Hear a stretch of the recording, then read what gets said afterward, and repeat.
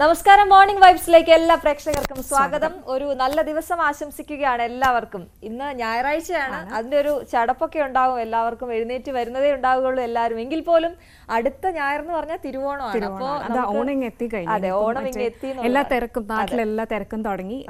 അതുപോലെ വിവാഹ വിശേഷങ്ങളും വിവാദങ്ങളും ഒക്കെ ആയിട്ട് കാര്യങ്ങൾ ഇങ്ങനെ തകൃതിയായിട്ട് നടന്നുകൊണ്ടിരിക്കുകയാണ്. ഇന്നത്തെ ഞായറാഴ്ച എന്ന് പറഞ്ഞാൽ ഡ്രസ്സൊക്കെ എടുക്കാൻ, ഓണക്കോടിയൊക്കെ എടുക്കാനുള്ള ഒരു അവസാനത്തെ തിരക്കും ബഹളം ഒക്കെ ആയിരിക്കും. അപ്പം ഉത്രാടപ്പാച്ചിൽ എന്നൊക്കെ നമ്മൾ പറയുമെങ്കിലും ഉത്രാടം വരെയും ജോലി ചെയ്യുന്നവരൊക്കെ ഉണ്ടാവും നമ്മുടെ കൂട്ടത്തിൽ. അപ്പോൾ ജോലിക്ക് പോകുന്നവര് ഇന്ന് അവധി, അവര് ഇന്നായിരിക്കും അതിനായിട്ടുള്ള ഡേ ഫിക്സ് ചെയ്തിരിക്കുന്നത്. അപ്പോൾ എല്ലാവരും നല്ല അടിപൊളി ഓണക്കോടിയൊക്കെ എടുക്കട്ടെ അല്ലേ പോയി. അപ്പോൾ എല്ലാവർക്കും ഒരു നല്ല ദിവസം ആശംസിക്കുകയാണ്. ഇന്ന് ചോദ്യമാണ്. അപ്പം നമ്മളിങ്ങനെ എണ്ണി പൊയ്ക്കൊണ്ടിരിക്കുകയാണ്. ഓണം ഇങ്ങെത്താനായി. എല്ലാവർക്കും ഒരു നല്ല ദിവസം ആശംസിച്ചുകൊണ്ട് തുടങ്ങുന്നു. നമുക്ക് വാർത്തകളിലേക്ക് പോകാം. കൃഷ്ണേന്ദു. ADGP MR അജിത് കുമാറിനെതിരെ നടപടി വൈകില്ലെന്ന സൂചന. DGPയും മുഖ്യമന്ത്രിയും ഇന്നലെ രാത്രി കൂടിക്കാഴ്ച നടത്തിയിട്ടുണ്ടായിരുന്നു. MR അജിത് കുമാർ അവധിക്ക് അപേക്ഷ നൽകിയിട്ടുണ്ട്. ADGP RSS നേതാക്കൾ തമ്മിലുള്ള കൂടിക്കാഴ്ചയിൽ CPIക്ക് കടുത്ത അമർഷമുണ്ട്. പ്രതിപക്ഷവും നിലപാട് കടുപ്പിക്കുകയാണ് എന്നുള്ളതാണ് ഈ വാർത്തയെ സംബന്ധിച്ചിടത്തോളം. കൂടുതൽ വിവരങ്ങളുമായി ഡാൻ കുര്യനാണ് തിരുവനന്തപുരത്ത് നിന്നും ചേരുന്നത്. ഡാൻ, ഈ അൻവർ അഴിച്ചുവിട്ട ഭൂതം, അങ്ങനെയാണ് നമ്മൾ എപ്പോഴും പറയുക, ആ ആരോപണം ഇപ്പോഴും ഇങ്ങനെ കത്തി നിൽക്കുകയാണ്. ADGP MR അജിത് കുമാറിനെതിരായ നടപടി അത് വൈകാതെ ഉണ്ടാകുമെന്നാണ് നമുക്ക് മനസ്സിലാകുന്നത് എന്ന് ഉള്ളതാണ്. ഒപ്പം ഇന്നലത്തെ കൂടിക്കാഴ്ച, മുഖ്യമന്ത്രിയും DGPയും നടത്തിയ കൂടിക്കാഴ്ച, അതിന്റെ വിശദാംശങ്ങൾ എങ്ങനെയാണ്? ഇന്ന് എന്തൊക്കെ കാര്യങ്ങളാണ് നമ്മൾ പ്രതീക്ഷിക്കുന്നത്? നിർണായകമായ കൂടിക്കാഴ്ച തന്നെയാണ് ഇന്നലെ രാത്രി സംസ്ഥാന പോലീസ് മേധാവി ഷെയ്ഖ് ദർബൈ സാഹിബും മുഖ്യമന്ത്രി പിണറായി വിജയനുമായി അദ്ദേഹത്തിന്റെ ഔദ്യോഗിക വസതിയായ ക്ലിഫ് ഹൌസിൽ നടന്നത്.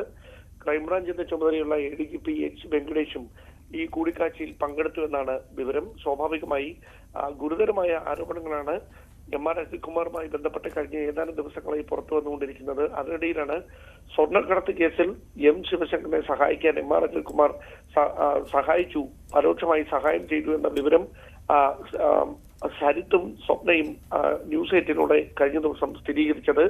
ഈ പശ്ചാത്തലത്തിൽ, ഈ വിവാദങ്ങൾ ഇങ്ങനെ ഗുരുതരമാകുന്ന പശ്ചാത്തലത്തിലാണ് ക്രമസമാധാനത്തോട് ചുമതലയിൽ MR അജിത് കുമാറിനെ എങ്ങനെ തുടരാൻ അനുവദിക്കുമെന്നൊരു ചോദ്യം ഉയരുന്നത്. അത് ആഭ്യന്തര വകുപ്പിന് മുമ്പിലും സർക്കാരിന് മുമ്പിലും വലിയൊരു വെല്ലുവിളിയായി മാറുകയാണ്. അതിനിടയിലാണ് ഈ നിർണായകമായ കൂടിക്കാഴ്ച നടന്നത്. സ്വാഭാവികമായി അധിക നാൾ MR അജിത് കുമാറിനെ ആ പദവിയിൽ തുടരാൻ അനുവദിക്കാൻ കഴിയാത്തൊരു സാഹചര്യമുണ്ട്. അങ്ങനെയാണെങ്കിൽ എപ്പോൾ നടപടി വേണമെന്ന കാര്യത്തെക്കുറിച്ച് അടക്കം വിശദമായ ചർച്ചകൾ നടന്നിട്ടുണ്ടാകാം എന്നാണ് ലഭിക്കുന്ന സൂചന. എന്തായാലും വരുന്ന ആഴ്ചയിൽ അദ്ദേഹം 4 ദിവസത്തേക്ക് അവധിയിൽ പ്രവേശിക്കുകയാണ്. വ്യക്തിപരമായ ആവശ്യത്തിനാണ് അവധിയെന്ന് നേരത്തെ തന്നെ അദ്ദേഹം വ്യക്തമാക്കിയിട്ടുള്ളതാണ്. പക്ഷേ ഈ പശ്ചാത്തലത്തിൽ അദ്ദേഹം പെട്ടെന്ന് ഇങ്ങനെ ഒരു അവധിയിലേക്ക് 4 ദിവസത്തേക്ക് പോകുന്നതിന്റെ കാരണം സംബന്ധിച്ച വ്യക്തമായ വിവരങ്ങളൊന്നും പുറത്തു വന്നിട്ടില്ല. വ്യക്തിപരമായ ആവശ്യങ്ങൾ തന്നെയാണ് എന്ന നിലപാടിലാണ് MR അജിത് കുമാറിന്റെ ഓഫീസുള്ളത്. മറ്റ് വിശദാംശങ്ങളൊക്കെ ലഭ്യമാകാനിരിക്കുന്നതേ ഉള്ളൂ. എന്തായാലും ആഭ്യന്തര വകുപ്പിൽ നിന്ന്, പ്രത്യേകിച്ച് മുഖ്യമന്ത്രി ഓഫീസിൽ നിന്ന് ഇതുമായി ബന്ധപ്പെട്ടുണ്ടാകുന്ന വിവാദങ്ങൾ കൃത്യമായി നിരീക്ഷിച്ചുകൊണ്ടിരിക്കുന്നു.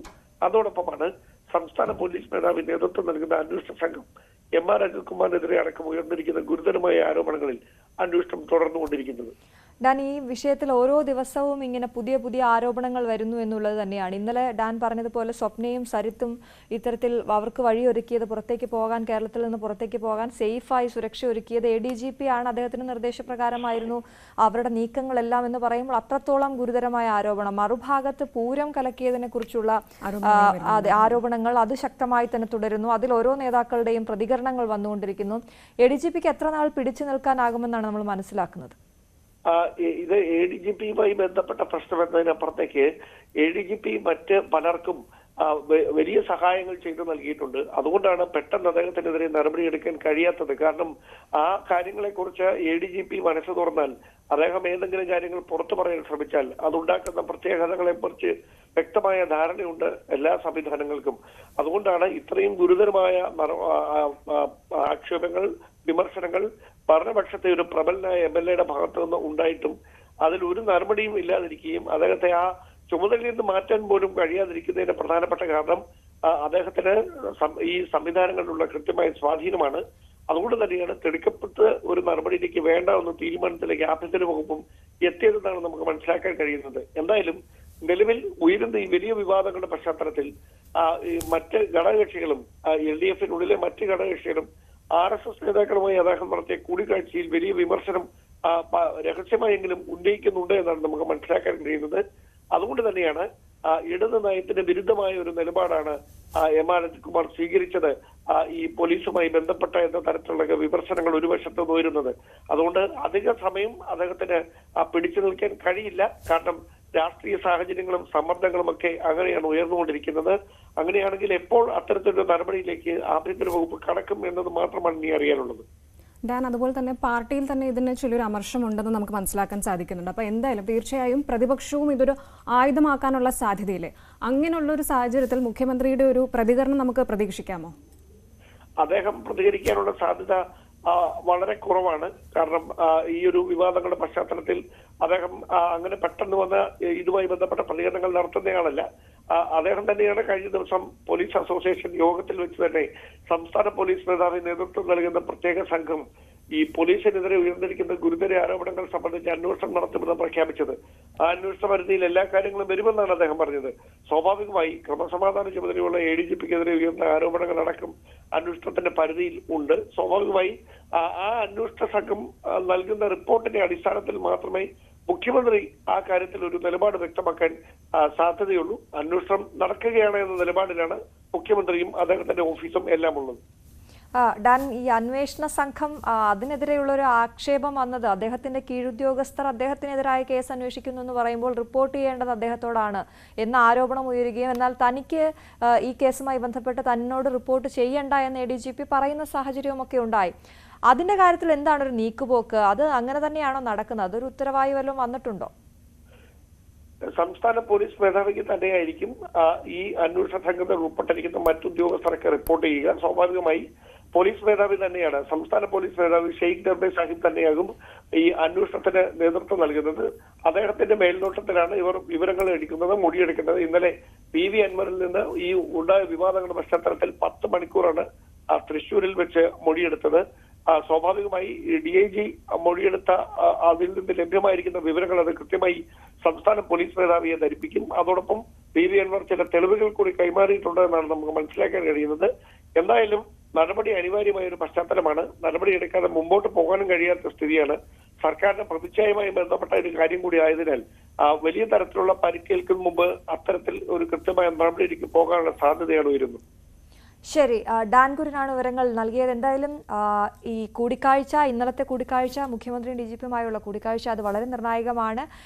വൈകാതെ നടപടി ഉണ്ടാകും എന്ന് തന്നെ നമുക്ക് പ്രതീക്ഷിക്കാം. എന്തായാലും 4 ദിവസത്തെ അവധിയിലേക്ക് പോവുകയാണ് ADGP MR അജിത് കുമാർ. മറ്റൊരു വാർത്തയിലേക്ക് പോകുമ്പോൾ മാമി തിരോധാന കേസാണ്. അതിൽ ഇന്ന് അന്വേഷണം ആരംഭിക്കുമെന്നുള്ളതാണ്. കോഴിക്കോട് ക്രൈംബ്രാഞ്ച് സംഘത്തിനാണ് അന്വേഷണ ചുമതല. ADGP P പ്രകാശിന്റെ മേൽനോട്ടത്തിലാണ് അന്വേഷണം. Kozhikode crime branch DYSP Preman U ആണ് അന്വേഷണ ഉദ്യോഗസ്ഥൻ.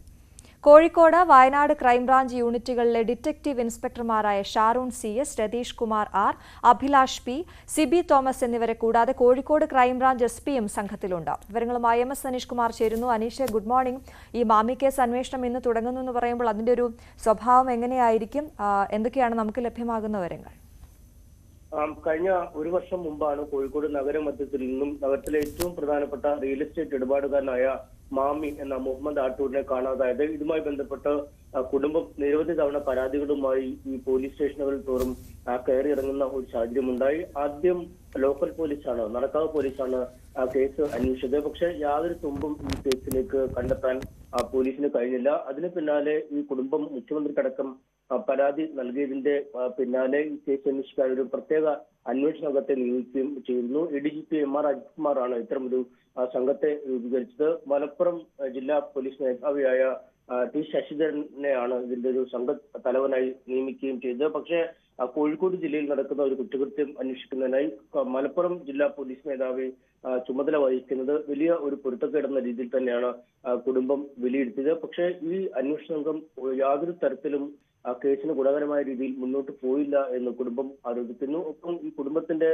പരാതിയുടെ അടിസ്ഥാനത്തിൽ നേരത്തെ ക്രൈംബ്രാഞ്ചിന് വിടുന്നതിനുള്ള ധാരണ ആയിരുന്നു. പക്ഷേ ADGP ഇടപെട്ട് ആ അന്വേഷണം അട്ടിമറിക്കാൻ, അല്ലെങ്കിൽ ക്രൈംബ്രാഞ്ചിന് നൽകുന്ന ഉത്തരവ് അട്ടിമറിക്കാനുള്ള നീക്കം നടത്തുകയും പ്രത്യേക അന്വേഷണ സംഘത്തെ അന്ന് നിയോഗിക്കുകയുമാണ് ചെയ്തതെന്ന് കുടുംബം പറയുകയും ചെയ്യുന്നു. ഇത്തരമൊരു സാഹചര്യത്തിലാണ് PV അൻവർ MLA മാമിയുടെ തിരോധാനത്തെ കുറിച്ചുള്ള പരാമർശങ്ങൾ നടത്തുകയും വീണ്ടും വാർത്തകളിൽ ഈ വിവാദം നിറയുകയും ചെയ്തത്. ഇതിന്റെ കൂടി അടിസ്ഥാനത്തിലാണ് കുടുംബം CBI അന്വേഷണം ആവശ്യപ്പെട്ട് കോടതിയെ സമീപിക്കുകയും ചെയ്തിരുന്നു.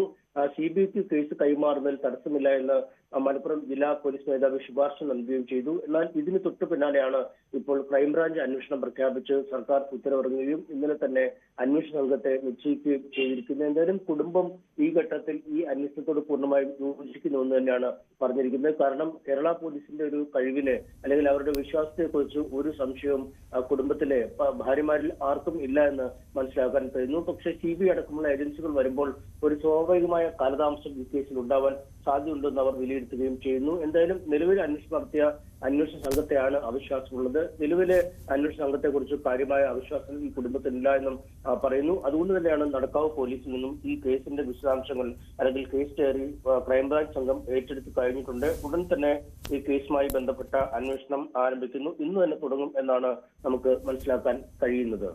അനീഷ്, അതുപോലെ തന്നെ തിരോധാനത്തിൽ റിയൽ എസ്റ്റേറ്റ് മാഫിയയുടെ പങ്കുണ്ട് എന്നൊരു സംശയം നിലനിൽക്കുന്നുണ്ട്. മാത്രമല്ല CBIയിലേക്ക് മാറ്റണമെന്ന് പറഞ്ഞ കേസ് ക്രൈംബ്രാഞ്ചിലേക്കാണ് മാറ്റിയിരിക്കുന്നത്. അപ്പോൾ അതിലെന്തെങ്കിലും ഒരു സംശയാസ്പദമായ കാര്യം കിടപ്പുണ്ടോ? തീർച്ചയായും കുടുംബത്തിന് ഈ കേസുമായി ബന്ധപ്പെട്ട അടിമുടി മുതൽ സംശയങ്ങളാണ്. കാരണം നഗരത്തിലെ ഏറ്റവും തിരക്കേറിയ ഒരു ഭാഗത്തു നിന്നാണ് മാമിയെ കാണാതായത്. പക്ഷെ ഇത് കാണാതായത് സംബന്ധിച്ച ഒരു CCTV ദൃശ്യങ്ങളിൽ പോലും മാമി പതിഞ്ഞിട്ടില്ല എന്നതാണ് ഏറെ അത്ഭുതകരമായി കുടുംബത്തെ കാണിക്കുന്നത്. ഒരു അത്തോണിക്കടുത്തുള്ള ഒരു സ്ഥലത്തു നിന്നും ഈ മാമിയുടെ മൊബൈൽ ഫോണിന്റെ ലൊക്കേഷൻ ലഭിച്ചു എന്ന് പോലീസ് പറയുന്നു. അവിടുത്തെ ഒരു വീട് കേന്ദ്രീകരിച്ച് അന്വേഷണമൊക്കെ നടത്തുമെന്ന് ഒരു വർഷം മുമ്പ് ഏതാണ്ട് പറയുകയും ചെയ്തിരുന്നു. ഏതാണ്ട് 10 മാസം മുമ്പ് പറയുകയും ചെയ്തിരുന്നു. എന്നാൽ ആ വീട് കേന്ദ്രീകരിച്ച് അന്വേഷണം നടത്തുന്നതിനോ മറ്റു രീതിയിലേക്ക് മുന്നോട്ട് പോകുന്നതിനോ കഴിഞ്ഞിരുന്നില്ല. 300-ലധികം ആളുകളുടെ മൊഴി ഇതിനകം രേഖപ്പെടുത്തിയെന്ന് പോലീസ് പറയുമ്പോഴും അതിൽ 90%-ലധികം ആളുകളുടെ മൊഴി മൊബൈൽ ഫോൺ വഴി വിളിച്ച് രേഖപ്പെടുത്തിയതാണ് എന്നതും ഒരു ന്യൂനതയെ കുടുംബം ഉയർത്തിക്കാട്ടുന്നുണ്ട്. ഒപ്പം ഈ കോഴിക്കോട് നഗരമധ്യത്തിലെ ഏതാണ്ട് 300 കോടി രൂപ വിലമതിക്കുന്ന ഒരു ഭൂമിയുടെ ഇടപാട് മാമി നടത്തിയിരുന്നു. അതിന്റെ നടപടിക്രമങ്ങൾ ഏതാണ്ട് അവസാന ഘട്ടത്തിലേക്ക് എത്തുമ്പോഴാണ് മാമി മരിക്കുകയും ഒരാഴ്ചക്കുള്ളിൽ ആ ഭൂമിയുടെ ഇടപാട് നടക്കുകയും ചെയ്തു. അതുകൊണ്ട് ആ 300 കോടി രൂപയുടെ ഇടപാട് നടന്നാൽ ഏതാണ്ട് 15-20 കോടിയോളം രൂപ മാമിക്ക് കിട്ടേണ്ടതാണ് എന്ന് കുടുംബത്തോട് പറയുകയും ചെയ്തിരുന്നു. ഈ ഇടപാട് പിന്നീട് വളരെ പെട്ടെന്ന് നടക്കുകയും ചെയ്തു. അതുമായി ബന്ധപ്പെട്ട യാതൊരു അന്വേഷണവും ആ റിയൽ എസ്റ്റേറ്റ് ഇടപാടുകളുമായി ബന്ധപ്പെട്ട് നടത്തിയില്ല എന്നാണ് കുടുംബം പറയുന്നത്. ഒപ്പം ഓഗസ്റ്റ് 21-ന് മാമി ദുബായിൽ പോയിരുന്നു. ദുബായിൽ പോയി വന്ന ശേഷം അങ്ങേയറ്റം സന്തോഷവാനല്ലാത്ത ഒരു മാമിയാണ് കാണാൻ കഴിഞ്ഞതെന്ന് ഭാര്യ പറയുന്നുണ്ട്. പിന്നീട് വീണ്ടും 28-ാം തീയതി ദുബായിക്ക് പോകണമെന്ന് കുടുംബത്തിൽ പറയുകയും ചെയ്തു. ഈ സമയത്ത് ദുബായിൽ പോയപ്പോൾ എന്താണ് സംഭവിച്ചതിനെ കുറിച്ചൊരു അന്വേഷണം ഉണ്ടായില്ല. ഇത്തരം സംശയങ്ങളൊക്കെ പല ഘട്ടങ്ങളിലായി കുടുംബം ഈ പോലീസിനോട് പറഞ്ഞതാണ്. പക്ഷേ പോലീസ് ഇത് മുഖവിലേക്ക് എടുത്തിട്ടില്ല. ഒപ്പം ഈ ആക്ഷൻ കൗൺസിൽ അടക്കം രൂപീകരിക്കാൻ മാമിയുടെ ഒരുപാട് സുഹൃത്തുക്കൾ കൂടെ ഉണ്ടായിരുന്നു. ഒരുപാട് ബിസിനസ്സിലെ സഹായികളായ ആളുകളൊക്കെ കൂടി ഉണ്ടായിരുന്നു. പക്ഷെ അവരൊക്കെ പിന്നീട് ഈ അന്വേഷണം ഒരു ഘട്ടത്തിലേക്ക് നീങ്ങുന്നു എന്ന് കണ്ടപ്പോൾ പിന്മാറിയ സാഹചര്യം ഈ കുടുംബത്തെ പരാതികളിൽ നിന്നും പിൻവലിപ്പിക്കാനുള്ള ഒരു സമ്മർദ്ദം ചെലുത്തുന്നു. ഇത്തരം കാര്യങ്ങളൊക്കെ ദുരൂഹതയെ തന്നെ അവശേഷിക്കുന്നു. അതുകൊണ്ട് ഈ ബിസിനസ് പരമായ കാര്യങ്ങൾ തന്നെ ആവാം മാമിയുടെ തിരോധാനത്തിന് പിന്നിലെന്ന് ശക്തമായ വികാരമാണ് കുടുംബത്തിലുള്ളത്. ഇക്കാര്യങ്ങളെ കുറിച്ച് നേരത്തെ പലവട്ടം പറഞ്ഞെങ്കിലും ADGP അജിത് കുമാർ അടക്കമുള്ളവർ മുഖവിലേക്ക് എടുത്തില്ല എന്ന് പറയുന്നു. അതുകൊണ്ട് ഉന്നത തരത്തിലെ സമ്മർദ്ദം ഇക്കാര്യത്തിൽ ഉണ്ടായി എന്ന കൃത്യമായ വിശ്വാസമാണ് കുടുംബത്തിലുള്ളത്. എന്തായാലും പുതിയ അന്വേഷണങ്ങൾ എത്തുമ്പോൾ ഇക്കാര്യങ്ങളൊക്കെ അടിമുതൽ മുടിവരെ പരിശോധിക്കുമെന്ന പ്രതീക്ഷയിലാണ് കുടുംബം ഉള്ളത്. ശരി, MS അനീഷ് കുമാറാണ്. അപ്പം മാമി കേസിൽ ഇന്ന് ക്രൈംബ്രാഞ്ച് അന്വേഷണം തുടങ്ങുകയാണ്. അന്വേഷണത്തിൽ പൂർണ്ണമായി സഹകരിക്കുമെന്ന് കുടുംബാംഗങ്ങൾ പറഞ്ഞിട്ടുണ്ട്. മറ്റു വാർത്തകളിലേക്ക് പോകുമ്പോൾ മുകേഷ്, നടനും MLAയുമായ മുകേഷിനെതിരായ ബലാത്സംഗ കേസിൽ ഹൈക്കോടതിയെ സമീപിക്കാൻ ഒരുങ്ങുകയാണ് പ്രത്യേക അന്വേഷണ സംഘം. മുകേഷിന്റെ മുൻകൂർ ജാമ്യം റദ്ദാക്കണമെന്ന് ഹൈക്കോടതിയിൽ ആവശ്യപ്പെടുമെന്നാണ് റിപ്പോർട്ട്. മുൻകൂർ ജാമ്യം നൽകിയ ഉത്തരവിനെതിരെ സർക്കാരും ഹൈക്കോടതിയിൽ അപ്പീൽ നൽകും. വിവരങ്ങളുമായി ആജ്ഞ രവീന്ദ്രൻ ചേരുകയാണ്. ആജ്ഞ, ഗുഡ് മോർണിംഗ്. മുകേഷിന് എതിരായ, അല്ലെങ്കിൽ മുകേഷിന് ജാമ്യം നൽകിയ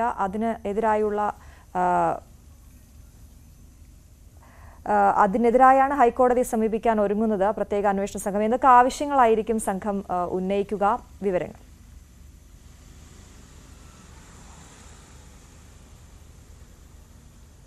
കൃഷ്ണേന്ദു, കഴിഞ്ഞ ദിവസമാണ് മുകേഷ് MLAക്ക് മുൻകൂർ ജാമ്യം നൽകിക്കൊണ്ട് എറണാകുളം പ്രിൻസിപ്പൽ സെഷൻസ് കോടതിയുടെ ഉത്തരവുണ്ടായത്. മുൻകൂർ ജാമ്യാപേക്ഷയിൽ പറയുന്നതനുസരിച്ച് പ്രധാന നിരീക്ഷണങ്ങൾ ഇങ്ങനെയൊക്കെ ആയിരുന്നു. അതായത് ഈ പരാതി നൽകിയ നടിയുടെ പോലീസിന് നൽകിയ മൊഴിയും മാധ്യമങ്ങളോട് നൽകിയ മൊഴിയും അനുസരിച്ച് ഡേറ്റുകൾ തമ്മിൽ മാച്ച് ആവാത്ത സാഹചര്യമുണ്ട്. മാത്രമല്ല, സോഷ്യൽ മീഡിയയിൽ വരുന്ന ചോദ്യങ്ങളും അല്ലെങ്കിൽ വിമർശനങ്ങൾക്കും അനുസരിച്ച് കോടതിക്ക് അത്തരത്തിൽ തീരുമാനമെടുക്കാൻ ആകില്ല എന്നും പ്രിൻസിപ്പൽ സെഷൻസ് കോർട്ട് ജഡ്ജ് വിധിന്യായത്തിൽ പറയുന്നുണ്ടായിരുന്നു. 19 പേജുള്ള വിധിന്യായം, അതും ഒരു മുൻകൂർ ജാമ്യാപേക്ഷയ്ക്ക് വേണ്ടി ഇത്രയേറെ വിചാരണ ചെയ്യേണ്ട കാര്യം എന്താണ് എന്നൊരു സാഹചര്യത്തിൽ തന്നെയാണ് SIT അതിനെ ചോദ്യം ചെയ്തിട്ടുള്ളത്. SIT ഇതുമായി ബന്ധപ്പെട്ട് സർക്കാർ അഭിഭാഷകരുമായി കൂടിക്കാഴ്ച നടത്തിയിട്ടുണ്ട്. എന്തായാലും നാളെ ഹൈക്കോടതിയെ ഇതുമായി ബന്ധപ്പെട്ട്, അതായത് മുകേഷിന്റെ മുൻകൂർ ജാമ്യം റദ്ദാക്കണമെന്ന് ആവശ്യപ്പെട്ടു. മാത്രമല്ല, ഇത് കേസിനെ ബാധിക്കും, കേസ് അന്വേഷണത്തെ ബാധിക്കും തുടങ്ങിയ സാഹചര്യങ്ങളുണ്ട്. മാത്രമല്ല, ഈ 10-ാം തീയതി ഹേമ കമ്മിറ്റി റിപ്പോർട്ട് കോടതിയിൽ ഹാജരാക്കണം, ഹൈക്കോടതിയിൽ. അതും പ്രത്യേകിച്ചും അതിൽ നിന്നും നീക്കം ചെയ്ത പേജുകൾ ഉൾപ്പെടെ, നീക്കം ചെയ്ത പേരുകൾ ഉൾപ്പെടെ ഹൈക്കോടതിയിൽ സമർപ്പിക്കണമെന്ന് ഹൈക്കോടതി ഉത്തരവ് ഉണ്ട്. ആ ഒരു സാഹചര്യത്തിൽ കൂടി ഈ മുൻകൂർ ജാമ്യം റദ്ദാക്കണമെന്ന് സർക്കാർ ഹൈക്കോടതിയിൽ ആവശ്യപ്പെടുന്നതിന് അങ്ങേയറ്റം റെലവൻസ് ഉണ്ട് എന്നാണ് മനസ്സിലാക്കാൻ കഴിയുന്നത്. കാരണം ഈ ഹേമ കമ്മിറ്റി റിപ്പോർട്ടിന്റെ പൂർണ്ണരൂപം കൂടി, അതായത് വ്യക്തമായ പൂർണ്ണരൂപം കൂടി വന്നു കഴിയുമ്പോൾ ആർക്കൊക്കെ എതിരെ നടപടിയെടുക്കണമെന്ന കാര്യത്തിലും ഹൈക്കോടതി ഒരു തീരുമാനത്തിലെത്തുമെന്നാണ് മനസ്സിലാക്കാൻ കഴിയുന്നത്. അങ്ങനെ ഒരു സാഹചര്യം കൂടി കണക്കിലെടുക്കുമ്പോൾ ജസ്റ്റിസ് ഹണി എം വർഗീസ് ആണ്, അതായത് Ernakulam principal court judge justice Honey M വർഗീസിൻ്റെതാണ് മുകേഷിന് നൽകിയ മുൻകൂർ ജാമ്യം. ഈ മുൻകൂർ ജാമ്യവുമായി ബന്ധപ്പെട്ട് തന്നെ നേരത്തെ അനിൽ അക്കരെ ഫേസ്ബുക്കിൽ പോസ്റ്റ് ഇടുകയുണ്ടായി. മാത്രമല്ല, അദ്ദേഹം ഹൈക്കോടതി രജിസ്ട്രാർക്കും ഈ ജഡ്ജിനെ മാറ്റണമെന്ന് ആവശ്യപ്പെട്ടൊരു പരാതി നൽകിയിരുന്നു. അത് CPM ബന്ധം, അതായത് തൃശൂർ ജില്ലാ സെക്രട്ടറി MM വർഗീസുമായുള്ള ഹണി എം വർഗീസിന്റെ ബന്ധം വ്യക്തമാക്കുന്നതാണ് ആ പരാതി. അത്തരമൊരു സാഹചര്യം നിൽക്കുമ്പോൾ, അത്തരമൊരു ബന്ധം നിലനിൽക്കുമ്പോൾ CPM ഏതൊക്കെ തരത്തിൽ ഈ കേസിൽ ഇടപെടും, അതായത് മുകേഷിനെ സംരക്ഷിക്കാൻ വേണ്ടി CPM ഏതൊക്കെ തരത്തിൽ ഇടപെടുമെന്നുള്ള കാര്യം വ്യക്തമാണ്. അതുകൊണ്ട് തന്നെ ജഡ്ജിനെ മാറ്റണമെന്നൊരു ആവശ്യം കൂടി അനിൽ അക്കരെ ഉന്നയിച്ചിരുന്നു. അദ്ദേഹം അതുമായി ബന്ധപ്പെട്ട ഹൈക്കോടതി രജിസ്ട്രാർക്ക് പരാതിയും നൽകിയിരുന്നതാണ്. അതിനുശേഷമാണ് കഴിഞ്ഞ ദിവസം ഈ കേസ് പരിഗണിക്കുന്ന സാഹചര്യമുണ്ടായ. മുൻകൂർ ജാമ്യം നൽകി 1 ലക്ഷം രൂപ ജാമ്യത്തിലും, അതുപോലെ കേരളം വിട്ടുപോകരുത്, അന്വേഷണവുമായി സഹകരിക്കണം, ഇങ്ങനെ അത്ര കടുത്ത ഉപാധികളൊന്നും വെക്കാതെ തന്നെയാണ് മുൻകൂർ ജാമ്യം നൽകിയത് എന്നുള്ളത് കാര്യവും ശ്രദ്ധേയമാണ്. അതേസമയം ഇടവേള ബാബുവിനും നൽകിയ മുൻകൂർ ജാമ്യത്തിനെതിരെയും കോടതിയെ സമീപിക്കാനാണ് SITയുടെ തീരുമാനമെന്നാണ് മനസ്സിലാക്കുന്നത്. ഇടവേള ബാബുവുമായി ഇന്നലെ പരാതിക്കാരിയുമായി ഇടവേള ബാബുവിന്റെ ഫ്ളാറ്റിൽ പരിശോധന നടത്തിയിട്ടുണ്ട്. നേരത്തെ തന്നെ ഫ്ളാറ്റിൽ പരിശോധന നടത്താൻ ഇടവേള ബാബു താക്കോൽ നൽകുന്നില്ല എന്ന് പ്രോസിക്യൂഷന്റെ പരാതിയെ തുടർന്നാണ് ഇന്നലെ SIT ഉദ്യോഗസ്ഥർ അവിടെ പരിശോധന നടത്തിയത് എന്നാണ് മനസ്സിലാക്കാൻ കഴിയുന്നത്. ഇടവേള ബാബു നൽകിയ മുൻകൂർ ജാമ്യത്തിനെതിരെയും SIT കോടതിയെ സമീപിക്കാനുള്ള സാഹചര്യം ഏറെയാണ്.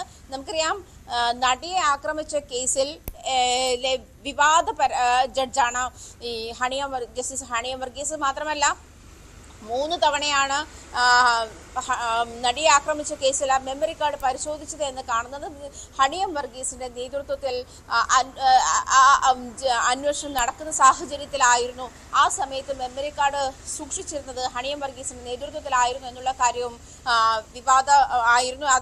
അതികഠിനമായ വിമർശനത്തിനുമാണ് അവർ ആ ഒരു സാഹചര്യത്തിൽ നേരിടേണ്ടി വന്നത്. അതുകൊണ്ട് തന്നെ ഈ കാര്യത്തിലും ഈ അനിൽ അക്കരെ ഈ കേസിനെ പറ്റി പറയുമ്പോൾ ഈ കാര്യം ചൂണ്ടിക്കാട്ടിയിരുന്നു. അതുകൊണ്ട് തന്നെ തൃശൂർ ജില്ലാ സെക്രട്ടറി MM വർഗീസിന്റെ മകളെന്നുള്ള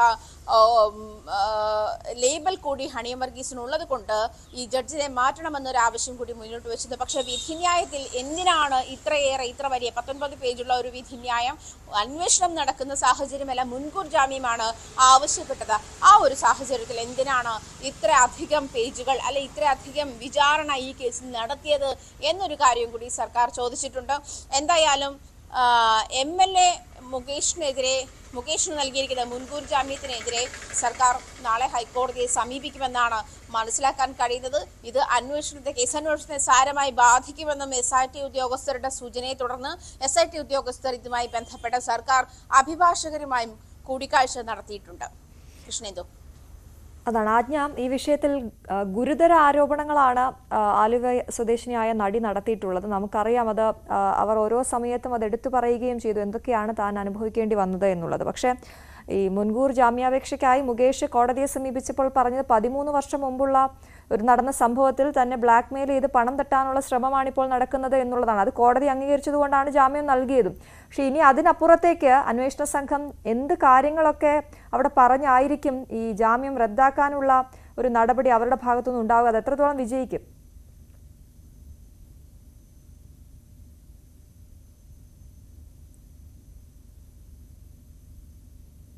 എന്നുള്ളതല്ല ഇവിടുത്തെ സാഹചര്യം എന്നാണ് സർക്കാർ ചൂണ്ടിക്കാട്ടുന്നത്. കാരണം 13 വർഷം മുൻപ് നടന്നാലും കഴിഞ്ഞ അടുത്ത ദിവസങ്ങളിൽ നടന്നാലും ഇതൊക്കെയും പീഡനത്തിന്റെ പരിധിയിൽ തന്നെ വരുന്നതാണ്. കാരണം ഈ അശ്വതി സൂചിപ്പിച്ചതുപോലെ 13 വർഷം മുൻപ് നടന്ന സംഭവത്തിന്റെ പേരിലാണ് തന്നെ ബ്ലാക്ക് മെയിൽ ചെയ്യാനെന്നാണ് മുകേഷ് പോലീസിന് മുൻപാകെ മൊഴി നൽകിയതെന്ന് എന്നുള്ള കാര്യം വ്യക്തമല്ല. കാരണം നടന്ന സംഭവം എന്ന് മുകേഷ് പറഞ്ഞിട്ടുണ്ടോ എന്നുള്ള കാര്യം വ്യക്തമാണെങ്കിൽ ആ കാര്യത്തിൽ തീരുമാനമുണ്ടാവുകയും ചെയ്യും. കാരണം ബലാത്സംഗം നടന്നിട്ടുണ്ടോ അല്ലെങ്കിൽ ലൈംഗികാതിക്രമം നടന്നിട്ടുണ്ടോ എന്നുള്ളത് മാത്രമാണ് ഇവിടെ ചോദ്യമാകുന്നത്. അത് എത്ര വർഷം മുൻപ്, അതല്ലെങ്കിൽ ഏത് കാലഘട്ടത്തിൽ എന്നുള്ളത് പ്രശ്നമല്ല. കാലഘട്ടം ഏതായാലും ലൈംഗിക അതിക്രമം നേരിടുന്ന സ്ത്രീകൾ ആരായാലും ഏത് കാലഘട്ടത്തിലും അവർക്ക് അനുയോജ്യമായ സാഹചര്യം ഉണ്ടാകുമ്പോൾ, തുറന്നു പറച്ചിലിന് അനുയോജ്യമായ സാഹചര്യം ഉണ്ടാകുമ്പോൾ അത് പറയാമെന്ന് തന്നെയാണ് നിയമം അനുശാസിക്കുന്നത്. അതുകൊണ്ട് തന്നെ ഈ വാദത്തിന് ഒട്ടും പ്രസക്തിയില്ല എന്ന് വേണം പറയാൻ. അത് എപ്പോഴും സ്ത്രീ സുരക്ഷയെ കണക്കിലെടുക്കുമ്പോൾ എപ്പോഴും ഇത്തരം സാഹചര്യങ്ങളിൽ നിയമം അനുശാസിക്കുന്നത് ഇങ്ങനെ തന്നെയാണ്. ഏത് കാലഘട്ടത്തിൽ അവർ ലൈംഗികാതിക്രമത്തിന് ഇരകളായാലും അതിന് പരാതിപ്പെട്ടാൽ അല്ലെങ്കിൽ ഇരകളായി എന്ന് കണ്ടെത്തിയാൽ നടപടി ഉണ്ടാകണമെന്ന് തന്നെയാണ്. അതുകൊണ്ട് തന്നെ ജഡ്ജ് അതിനെ 15 വർഷം മുൻപ് നടന്ന ഒരു സാഹചര്യത്തിൽ ഇതിന് മുൻകൂർ ജാമ്യം നൽകാമെന്നൊരു കാൽക്കുലേഷനിൽ ആ വിധിന്യായം എത്തിയതിനെയാണ് സർക്കാർ ചോദ്യം ചെയ്യുന്നത്. അത് ഈ പറഞ്ഞതുപോലെ നേരത്തെ സൂചിപ്പിച്ചതുപോലെ ഏത് കാലഘട്ടത്തിൽ നടന്നാലും അതിന് അതിൻ്റെതായ പ്രസക്തിയുണ്ട്. ഒരു പക്ഷേ 2013 ശേഷവും IPC ഭേദഗതി വന്നിട്ടുണ്ട്. അതിന് മുൻപും പിൻപുമുള്ള നിയമങ്ങൾ തമ്മിൽ ശിക്ഷാ നടപടികൾ തമ്മിൽ വ്യത്യാസമുണ്ട്. ചില കേസുകളിൽ ഇപ്പോൾ രഞ്ജിത്തിന്റെ കേസ് നടന്നിരുന്ന കാലഘട്ടത്തിൽ 2009 നടന്നിരുന്ന കാലഘട്ടത്തിൽ അത് അന്ന് ജാമ്യം ലഭിക്കുന്ന കേസായിരുന്നു. അതുകൊണ്ട് അതിന് മുൻകൂർ ജാമ്യം ആവശ്യമില്ല. അതായത് 2009 ആ കാലഘട്ടം. പക്ഷെ അത് ഈ കാലഘട്ടത്തിൽ 2013 ശേഷമുള്ള സംഭവമാണെങ്കിൽ അത് ജാമ്യമില്ലാത്ത കേസാണ്. അതുകൊണ്ടാണ് രഞ്ജിത്തിന്റെ കാര്യത്തിൽ മുൻകൂർ ജാമ്യത്തിന്റെ അപേക്ഷ തീർപ്പാക്കുന്ന ഒരു സാഹചര്യത്തിലേക്ക് കോടതിക്ക് നീങ്ങേണ്ടി വന്നത്. പക്ഷേ അതിൽ ജാമ്യം ലഭിക്കും. പക്ഷേ അത് ആ കാലഘട്ടത്തിൽ IPC എന്താണ് അനുശാസിക്കുന്നത് എന്നുള്ളതാണ്. പക്ഷേ അതിനുശേഷമുള്ള കാലഘട്ടത്തിലാണ് കുറ്റകൃത്യം നടന്നിട്ടുള്ളതെങ്കിൽ അത് ജാമ്യമില്ലാത്ത വകുപ്പിലേക്ക് മാറുക തന്നെ. ഏത് കാലഘട്ടത്തിലാണ് കുറ്റകൃത്യം ചെയ്തിട്ടുള്ളത്, ആ കാലഘട്ടത്തിൽ എന്താണ് നിയമം പറയുന്നത്, എന്താണ് നിയമം അനുശാസിക്കുന്നത്, ആ ശിക്ഷ അനുഭവിക്കാൻ അവർ ബാധ്യസ്ഥരുമാണ്. ആ ശിക്ഷ നൽകാൻ നമ്മുടെ നിയമ സംവിധാനങ്ങളും അതിൻ്റെ ഉത്തരവാദിത്വം ഉണ്ട് താനും. അങ്ങനത്തെ ഒരു സാഹചര്യത്തിൽ ഇത് ഏത് കാലഘട്ടത്തിൽ നടന്നു എന്നുള്ളതിന് യാതൊരു പ്രസക്തിയുമില്ല എന്നാണ് സർക്കാരിൻ്റെയും SITയുടെയും പ്രധാന വാദം. കാരണം ഈ പറഞ്ഞതുപോലെ സൂചിപ്പിച്ചത് 13 15 എന്ന് കൃത്യമായ 15 വർഷം എന്നാണ് ഞാൻ മനസ്സിലാക്കുന്നത്. 15 വർഷം മുൻപ് നടന്ന ഒരു കേസിൽ ഇത്തരത്തിൽ സാമ്പത്തികം ആവശ്യപ്പെട്ട് അല്ലെങ്കിൽ പണം തട്ടാൻ വേണ്ടിയിട്ടാണ് ഈ സ്ത്രീ അങ്ങനെ നടന്ന ഒരു സംഭവവുമായി ബന്ധപ്പെട്ട് തന്നെ ബ്ലാക്ക് മെയിൽ ചെയ്യുന്നു എന്നൊരു പരാതിയുമായി മുകേഷ് MLA രംഗത്തെത്തിയിരിക്കുന്നത്. അല്ലെങ്കിൽ അതിന്റെ പ്രത്യാരോപണം അങ്ങനെയാണ് MLA പറഞ്ഞിരിക്കുന്ന ഒരു സാഹചര്യം ഉണ്ടായത്. പക്ഷേ ഈ 10-ാം തീയതിക്കുള്ളിൽ അല്ലെങ്കിൽ 9-ാം തീയതി ഈവനിങ്, അതാണ് ഹൈക്കോടതി സർക്കാരിന് നൽകിയിരിക്കുന്ന അവസാന സമയം. 9-ാം തീയതി വൈകുന്നേരത്തോടു കൂടി ഹേമ കമ്മിറ്റിയുടെ അൺഎഡിറ്റഡ് വേർഷൻ ഹൈക്കോടതിയിൽ സീൽ വെച്ച കവറിൽ എത്തിയിരിക്കണമെന്ന് തന്നെയാണ് നിർദ്ദേശം. അതിനുശേഷമായിരിക്കും ഒരുപക്ഷെ അതിനകത്തുണ്ടായിരിക്കുന്ന കുറ്റാരോപിതരാര് അല്ലെങ്കിൽ മൊഴി നൽകിയവരുടെ പേരുകളേക്കാൾ കുറ്റാരോപിത ആര് എന്നുള്ള കാര്യത്തിൽ പ്രസക്തിയുണ്ട്. അപ്പോൾ ഈ കാര്യം കൂടി കണക്കിലെടുത്തായിരിക്കണം ഒരുപക്ഷെ സർക്കാർ ഇത്തരത്തിൽ മുകേഷിന് നൽകിയിരിക്കുന്ന മുൻകൂർ ജാമ്യം, ഇടവേള ബാബുവിനും മുകേഷിനും നൽകിയിരിക്കുന്ന മുൻകൂർ ജാമ്യം റദ്ദാക്കണമെന്ന് ആവശ്യപ്പെട്ടുകൊണ്ട് കോടതിയെ സമീപിക്കാൻ ഒരുങ്ങുന്നത്. അശ്വതി. ശരി, ആജ്ഞ രവീന്ദ്രനാണ് കൊച്ചിയിൽ നിന്നും വിവരങ്ങൾ നൽകിയത്. നമ്മളിനി മറ്റൊരു വാർത്തയിലേക്ക് പോവുകയാണ്. രസകരമായ ഒരു വാർത്ത, ഒരു കാഴ്ച. കോഴിക്കോട് സ്വദേശി പ്രകാശന്റെ വീട്ടിൽ എന്നും വരും നൂറുകണക്കിന് അതിഥികൾ. ആ വരവ് പതിവായപ്പോൾ പ്രകാശന്റെ വകയായി ഈ അതിഥികൾക്കുള്ള പ്രഭാത ഭക്ഷണം കൂടി. കാണാം ഈ അപൂർവ സൗഹൃദം. നമ്മുടെയൊക്കെ വീട്ടിൽ അതിഥികൾ വരാറുണ്ടല്ലേ? എന്നാൽ ഡെയിലി കൃത്യസമയത്ത് വരുന്ന അതിഥികളെ കണ്ടിട്ടുണ്ടോ? കോഴിക്കോട് പ്രകാശേട്ടൻ്റെ വീട്ടിൽ അങ്ങനെ കുറച്ച് ആൾക്കാരുണ്ട്. ഈ അതിഥികൾ കുറച്ച് സ്പെഷ്യലാണ്. അപ്പോൾ അവരുടെ വിശേഷങ്ങളും അവരെ കാണാനുമാണ് നമ്മൾ ഇന്ന് വന്നിട്ടുള്ളത്.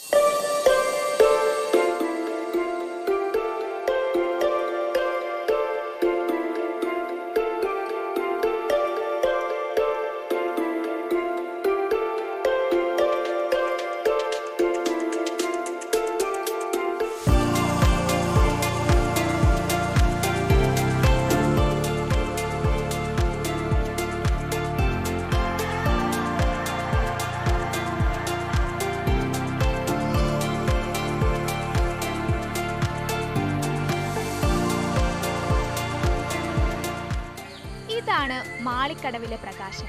പ്രകാശന്റെ ചൂളം വിളിക്കായി കാതോർത്ത് കാത്തിരിക്കുകയാണ് ഈ അതിഥികൾ. കഴുകി വൃത്തിയാക്കിയ നെല്ല് വിളമ്പി പ്രകാശൻ ചൂളം വിളിക്കുന്നതോടെ അതിഥികൾ ഇങ്ങനെ പറന്നെത്തും.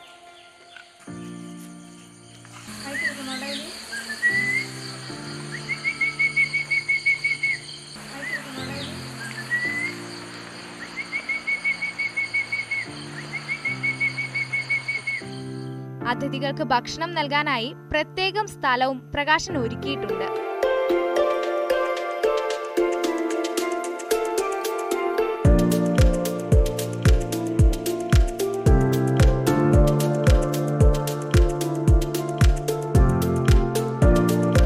ഞങ്ങൾക്ക് ഇവിടെ ഒരു വളർത്തു തത്ത ഉണ്ടായിരുന്നു. ആ തത്തേൻ്റെ അടുത്തേക്ക് നമുക്ക് 1-2 തത്ത വരാൻ തുടങ്ങിയപ്പോൾ ഞങ്ങൾ അതിനും നെല്ലിട്ട് കൊടുക്കാൻ പെണ്ണ് ഭാര്യനോട് പറഞ്ഞാൽ കുറച്ച് പുറത്ത് നെല്ല് കൊടുത്തോളേണ്ടിയതാണ്. അപ്പോൾ അങ്ങനെ അവൾ പുറമേ നെല്ല് വെച്ച് കൊടുക്കാൻ തുടങ്ങി. അപ്പം പുറത്ത് നിന്ന് തത്ത കൂടി വന്നു. പിന്നെ ഒരു 10-50-60 ആയപ്പോൾ തത്ത എന്തോ കാരണവശാൽ കൂട്ടുകളിൽ മിസ്സായി. പക്ഷെ എന്നാലും ഐറ്റങ്ങൾ വരലുണ്ട്. ഇപ്പോൾ കണ്ടിന്യൂ ആയിട്ട് മറ്റേ ഐറ്റങ്ങളുണ്ട്. അതിൽ ആ കൂട്ടത്തിൽ ഞങ്ങൾ പറഞ്ഞ തത്ത ഉണ്ടോയെന്ന് അറിയില്ല. പക്ഷേ എന്നാലും അതിനെ കൊണ്ടല്ല കേട്ടോ നെല്ല് കൊടുക്കുന്നത്. ഐറ്റങ്ങൾ വരുന്നതിനെ കൊണ്ട് ഞങ്ങൾ കൊടുക്കുന്നത് മാത്രമേ ഉള്ളൂ. ഈ സ്നേഹവിരുന്നിന് വർഷങ്ങളുടെ പഴക്കമുണ്ട്. നേരത്തെ വീട്ടിലുണ്ടായിരുന്ന തത്തയോട് കൂട്ടുകൂടാൻ എത്തിയതാണിവർ. സ്വന്തം തത്തയ്ക്കൊപ്പം അതിഥികളായി എത്തിയവർക്കും പ്രകാശൻ ഭക്ഷണം നൽകി.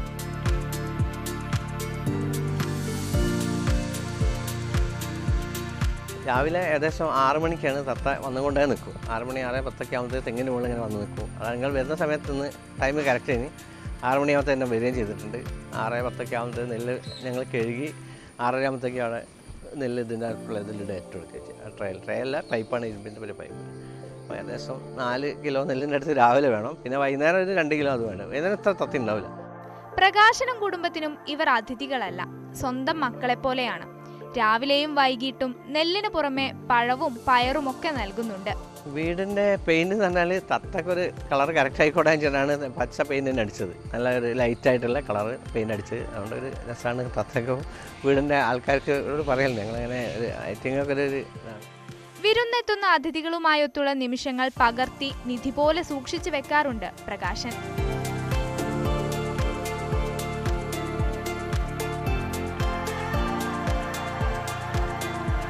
വർഷങ്ങളായി അതിഥികളെ ഊട്ടുന്ന കാര്യത്തിൽ ഒരു കുറവും വരുത്തിയിട്ടില്ല പ്രകാശൻ. ഇനിയും അതങ്ങനെ തന്നെ. ന്യൂസ് 18 കോഴിക്കോട്. എന്തായാലും ഐഷത്തുൽ ഷംനയുടെ ആ വാർത്ത അത് നല്ല പോസിറ്റീവായിട്ടുള്ളൊരു വാർത്തയായിരുന്നു. രാവിലെ ഇത്രയും നെല്ല് വേണമെന്നൊക്കെ പറയുമ്പോൾ നെല്ല് വെറുതെ അങ്ങ് ഇട്ട് കൊടുക്കുകയല്ല, കഴുകി വൃത്തിയാക്കിയാണ് കൊടുക്കുന്നത്. അപ്പോൾ ചെയ്യുന്ന കാര്യം അത്രയും വൃത്തിയായിട്ട് ചെയ്യുന്നു എന്നുള്ളതാണ് നമുക്ക് അതിൽ മനസ്സിലായത്. അതെ, അവർക്ക് വേണ്ടി പ്രത്യേക സ്ഥലമൊക്കെ ഉണ്ട്. എന്തായാലും ആ ചേട്ടനും ഫാമിലിക്കും നല്ലത് വരട്ടെ ആശംസിക്കുകയാണ്. എല്ലാ ആശംസകളും നേരുകയാണ്. ഒപ്പം ഹാപ്പി ഓണവും. നമുക്ക് കുറെ യൂട്യൂബ് കമന്റ്സ് വരുന്നുണ്ട്. ഒരുപാട് പേര് ഗുഡ് മോർണിംഗ് പറയുന്നുണ്ട്. ഒപ്പം വീട്ടിൽ വെള്ളമുണ്ടോ? ഇല്ല, 2 ദിവസമായിട്ട് തിരുവനന്തപുരത്ത് വെള്ളമില്ല. ബുദ്ധിമുട്ട് പലയിടത്തും അനുഭവിക്കുന്നുണ്ട് എന്നുള്ളതാണ് അപ്പോൾ എനിക്ക് തോന്നുന്നു ഇപ്പോൾ ഏറ്റവും ഒടുവിൽ നമുക്ക് ലഭ്യമാകുന്നവരനുസരിച്ച് ഉച്ചയോടെ താഴ്ന്ന പ്രദേശങ്ങളിലേക്ക് വെള്ളം എത്തും എന്നാണ് നമുക്ക് മനസ്സിലാകുന്നത്. വലിയ ബുദ്ധിമുട്ടാണ് വെള്ളമില്ലെങ്കിൽ, നമുക്കറിയാം. പ്രത്യേകിച്ച് ഈ ജോലിക്കൊക്കെ പോകുന്ന ആളുകൾക്ക് ഇന്നിപ്പോൾ നമുക്ക് സ്ഥിരം കമന്റ് ഇടുന്ന ഒരു പ്രേക്ഷകനാണ് രഘുനന്ദനൻ. പുള്ളി പറയുന്നുണ്ട്, ചില സ്ഥലങ്ങളിൽ ദിവസങ്ങളോളം വെള്ളമില്ല, ചിലയിടത്ത് പൈപ്പ് പൊട്ടിയാൽ ദിവസങ്ങളോളം വെള്ളം ഒഴുകിക്കൊണ്ടേയിരിക്കും. അതെ, അപ്പോൾ അത് എന്തായാലും അതിനൊരു കൃഷ്ണേന്ദുവിനെ fan boy from Malappuram Adithyan Murali, Krish കുട്ടി മാരീഡ് ആണോ എന്നൊക്കെ ചോദിക്കുന്നുണ്ട്. കൃഷ്ണന്റെ ഫാൻസ് യൂട്യൂബിൽ തള്ളിക്കയറ്റം തുടങ്ങിയിട്ടുണ്ട്. അപ്പൊ ഞാൻ കണ്ടിട്ടില്ല. അതാ കൃഷ്ണേന്ദു ആദിത്യൻ മനഃപൂർവ്വമുള്ള നീക്കമാണത്. അതിനെ ഒരു ഗൂഢ നീക്കമായിട്ടാണ് കൃഷ്ണേന്ദു കാണുന്നത് കേട്ടോ. അപ്പൊ എന്തായാലും ഒരുപാട് പേര് കമന്റ് ചെയ്യുന്നുണ്ട്, ഞങ്ങൾക്കൊപ്പം തുടരുക. മനോജ് കൃഷ്ണ ഗുഡ് മോർണിംഗ് പറയുന്നു, നൂറ പറയുന്നു ഗുഡ് മോർണിംഗ്. എല്ലാവർക്കും, രമ്യ കിരൺ ഈശ്വർ, എല്ലാവർക്കും നല്ലൊരു ദിവസം. നമ്മുടെ സ്ഥിരം സുനിമോൾ പുള്ളിക്കാരിയും good morning and have a nice day പറയുന്നുണ്ട്. Good morning. അതെ, സുപ്രഭാതം. മഴ വാർത്തകൾ. വിപിൻ എവിടെയാണ്? മഴയുണ്ടോ അവിടെ? വിപിൻ എവിടെ നിന്നാണെന്നുള്ളത് അറിയത്തില്ല, അതുകൊണ്ട് അവിടെ മഴ വാർത്തകൾ എന്നൊക്കെ കാണിച്ച് മഴയുടെ സിമ്പിളൊക്കെ കാണിച്ചിട്ട് അപ്പോൾ എവിടേക്കോ മഴ പെയ്യുന്നുണ്ട്. എന്തായാലും തിരുവനന്തപുരത്തെ വെള്ളം ഇല്ല എന്നുള്ളത് വലിയ വിഷമമുള്ള കാര്യമാണ്. അപ്പം ഞങ്ങൾക്ക് അറിയുന്ന കാര്യം നിങ്ങളുമായി പങ്കുവെക്കുന്നു. ഉച്ചയോടെ എത്തുമെന്നാണ് പറഞ്ഞിരിക്കുന്നത്. ഇപ്പൊ ഇന്നലെയൊക്കെ പണി നടക്കുന്നുണ്ടായിരുന്നു. ഉച്ചയോടെ വെള്ളം എത്തുമെന്ന് നമുക്ക് പ്രതീക്ഷിക്കാം. അല്ല, ഒരു കാര്യം ശ്രദ്ധിക്കാനുള്ളത്, പ്രത്യേകം പറയാനുള്ളത്, നമ്മളിപ്പോൾ വാട്ടർ അതോറിറ്റിയിൽ വിളിച്ചു കഴിഞ്ഞാൽ ഫോൺ എടുക്കില്ല എന്നൊക്കെ ഉള്ളൊരു പരാതിയില്ല. ഇപ്പൊ അങ്ങനെയുള്ള പ്രശ്നം ഇല്ലാന്ന് തോന്നുന്നു. ഇപ്പൊ അവർ ഇങ്ങോട്ട് തിരിച്ചു വിളിക്കുന്നുണ്ട്. അങ്ങനെ ഒരു സംവിധാനം കൂടിയുണ്ട്. അപ്പൊ എനിക്ക് തോന്നുന്നു വേണ്ട രീതിയിലുള്ള നടപടികൾ സ്വീകരിക്കുന്നുണ്ട്, പ്രോപ്പറായിട്ട് തന്നെ സ്വീകരിച്ച് പോകുന്നുമുണ്ട്. ഓക്കെ, ശരി. അപ്പൊ നമുക്ക് എന്തായാലും രാവിലെ മഴയായിരുന്നു എന്ന് വിപിൻ പറയുന്നുണ്ട്. അപ്പോൾ മഴ നല്ലതാണ്, മഴ നല്ലതായിട്ട് തന്നെ ഇരിക്കട്ടെ. വലിയ മഴ പെയ്ത് ദുരിതങ്ങളൊന്നും ഉണ്ടാകാതിരുന്നാൽ മഴ നല്ലതാണ്. അപ്പോൾ എന്തായാലും നമുക്കൊരു ഇടവേള പോയ ശേഷം മറ്റു വാർത്തകളിലേക്ക് വരാം. ഓണവിശേഷങ്ങളുണ്ട്, അതിഥിയുണ്ട്, പ്രേക്ഷകരുമായി പങ്കുവയ്ക്കാൻ നിരവധി വാർത്തകളുമുണ്ട്. തിരിച്ചെത്താം ഒരു ചെറിയ ഇടവേളയ്ക്ക് ശേഷം. ഇടവേള.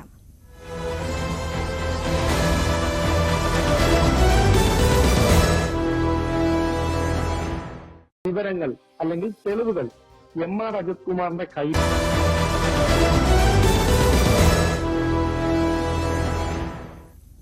മോർണിംഗ് വൈബ്സിലേക്ക് വീണ്ടും എത്തുമ്പോൾ നമ്മൾ ഇനി ഓണവിശേഷങ്ങളിലേക്ക് പോവുകയാണ്. അപ്പൊ അടുത്ത തിരുവോണം ഇങ്ങ് അടുത്തെത്തി. ഇന്ന് ചോതിയാണ്.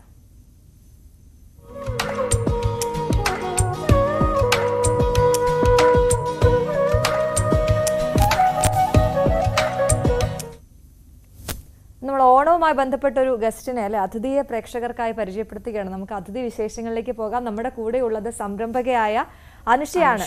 അനുഷ, ഗുഡ് മോർണിംഗ്, സ്വാഗതം. Very good morning Anusha. Good morning. Good morning. അപ്പോൾ എന്തായാലും അനുഷ കാണുമ്പോൾ തന്നെ ഭയങ്കര സന്തോഷം. എന്താണെന്ന് വെച്ചിട്ടുണ്ടെങ്കിൽ ആ ഓർണമെന്റ്സ് അല്ലെ, ഇപ്പൊ ഇട്ടിരിക്കുന്ന ഓർണമെന്റ് നല്ല രസമുണ്ട് കാണാൻ. ആദ്യം തന്നെ എന്റെ ഒരു കോംപ്ലിമെന്റ് പറയട്ടെ, നന്നായിട്ടുണ്ട്. അപ്പൊ ഇതുപോലെയുള്ള അതൊരു സർപ്രൈസും കൂടെയാണ്. ഞാൻ ഇട്ടേക്കുന്നതും അനുഷ ചെയ്തതാണ്.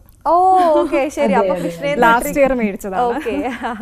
അപ്പോ അനുഷ, എങ്ങനെയാണ് ഓണം വേറിട്ടതാക്കാനുള്ളൊരു പ്ലാനൊക്കെ എങ്ങനെയായിരുന്നു? എപ്പൊ തുടങ്ങി, ഇപ്പൊ എവിടെ എത്തി നിൽക്കുന്നു?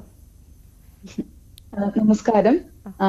ആദ്യമായിട്ട് ഓണം, ഞാൻ ഈ ഒരു സംരംഭത്തിലോട്ട് വന്നപ്പോ ഏറ്റവും കൂടുതൽ ഓണം തന്നെയാണ് എനിക്ക് നല്ലൊരു വരവേൽപ്പ് തന്നിട്ടുണ്ടായിരുന്നത്. കാരണം ഈ തെയ്യം, കഥകളി പോലെയുള്ള ആഭരണങ്ങൾ ഉണ്ടാക്കി തുടങ്ങിയപ്പോഴാണ് ആളുകളിലേക്ക് കൂടുതൽ നമ്മുടെ സംരംഭത്തെ കുറിച്ച് എത്തിത്തുടങ്ങിയതും. അതേപോലെ തന്നെ വളരെ കാലമായിട്ട് ഇപ്പോ എനിക്ക് ഏറ്റവും കൂടുതൽ സപ്പോർട്ട് തരുന്നത് നമ്മുടെ ഗൾഫ് മലയാളികളും അങ്ങനെയുള്ള ആളുകളും ഒക്കെയാണ്. അപ്പോ ഓണം എപ്പോഴും എന്റെ സംരംഭത്തിൽ ഓണം തന്നെയാണ് ഏറ്റവും മുമ്പിൽ എനിക്ക് ഏറ്റവും കൂടുതൽ വരവേൽപ്പ് നൽകുന്നതും. അതേപോലെ തന്നെ ഓണത്തിന്റെ റിലേറ്റഡ് ആയിട്ടുള്ള തീമിലുള്ള ജ്വല്ലറീസ് ആണ് കൂടുതലായിട്ട് പോകുന്നതും. അനുഷയുടെ വർക്കിന്റെ ഒരു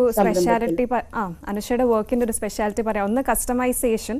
എനിക്ക് നല്ല ഓർമ്മയുണ്ട്, ഞാൻ ഫസ്റ്റ് ടൈം അനുഷയായിട്ട് സംസാരിക്കുമ്പോൾ ഒരു കളർ കോമ്പിനേഷൻ ഇങ്ങനെ പ്രത്യേകം എടുത്ത് പറഞ്ഞു. അപ്പോൾ അനുഷ ഒരു 3-4 പ്രാവശ്യം അതിനുവേണ്ടി മിക്സ് ചെയ്തിട്ട് ഇങ്ങനെയാണ് കിട്ടുന്നത്, അങ്ങനെയാണ് കിട്ടുന്നത് എല്ലാം കാണിച്ചിട്ടാണ് ചെയ്തത്.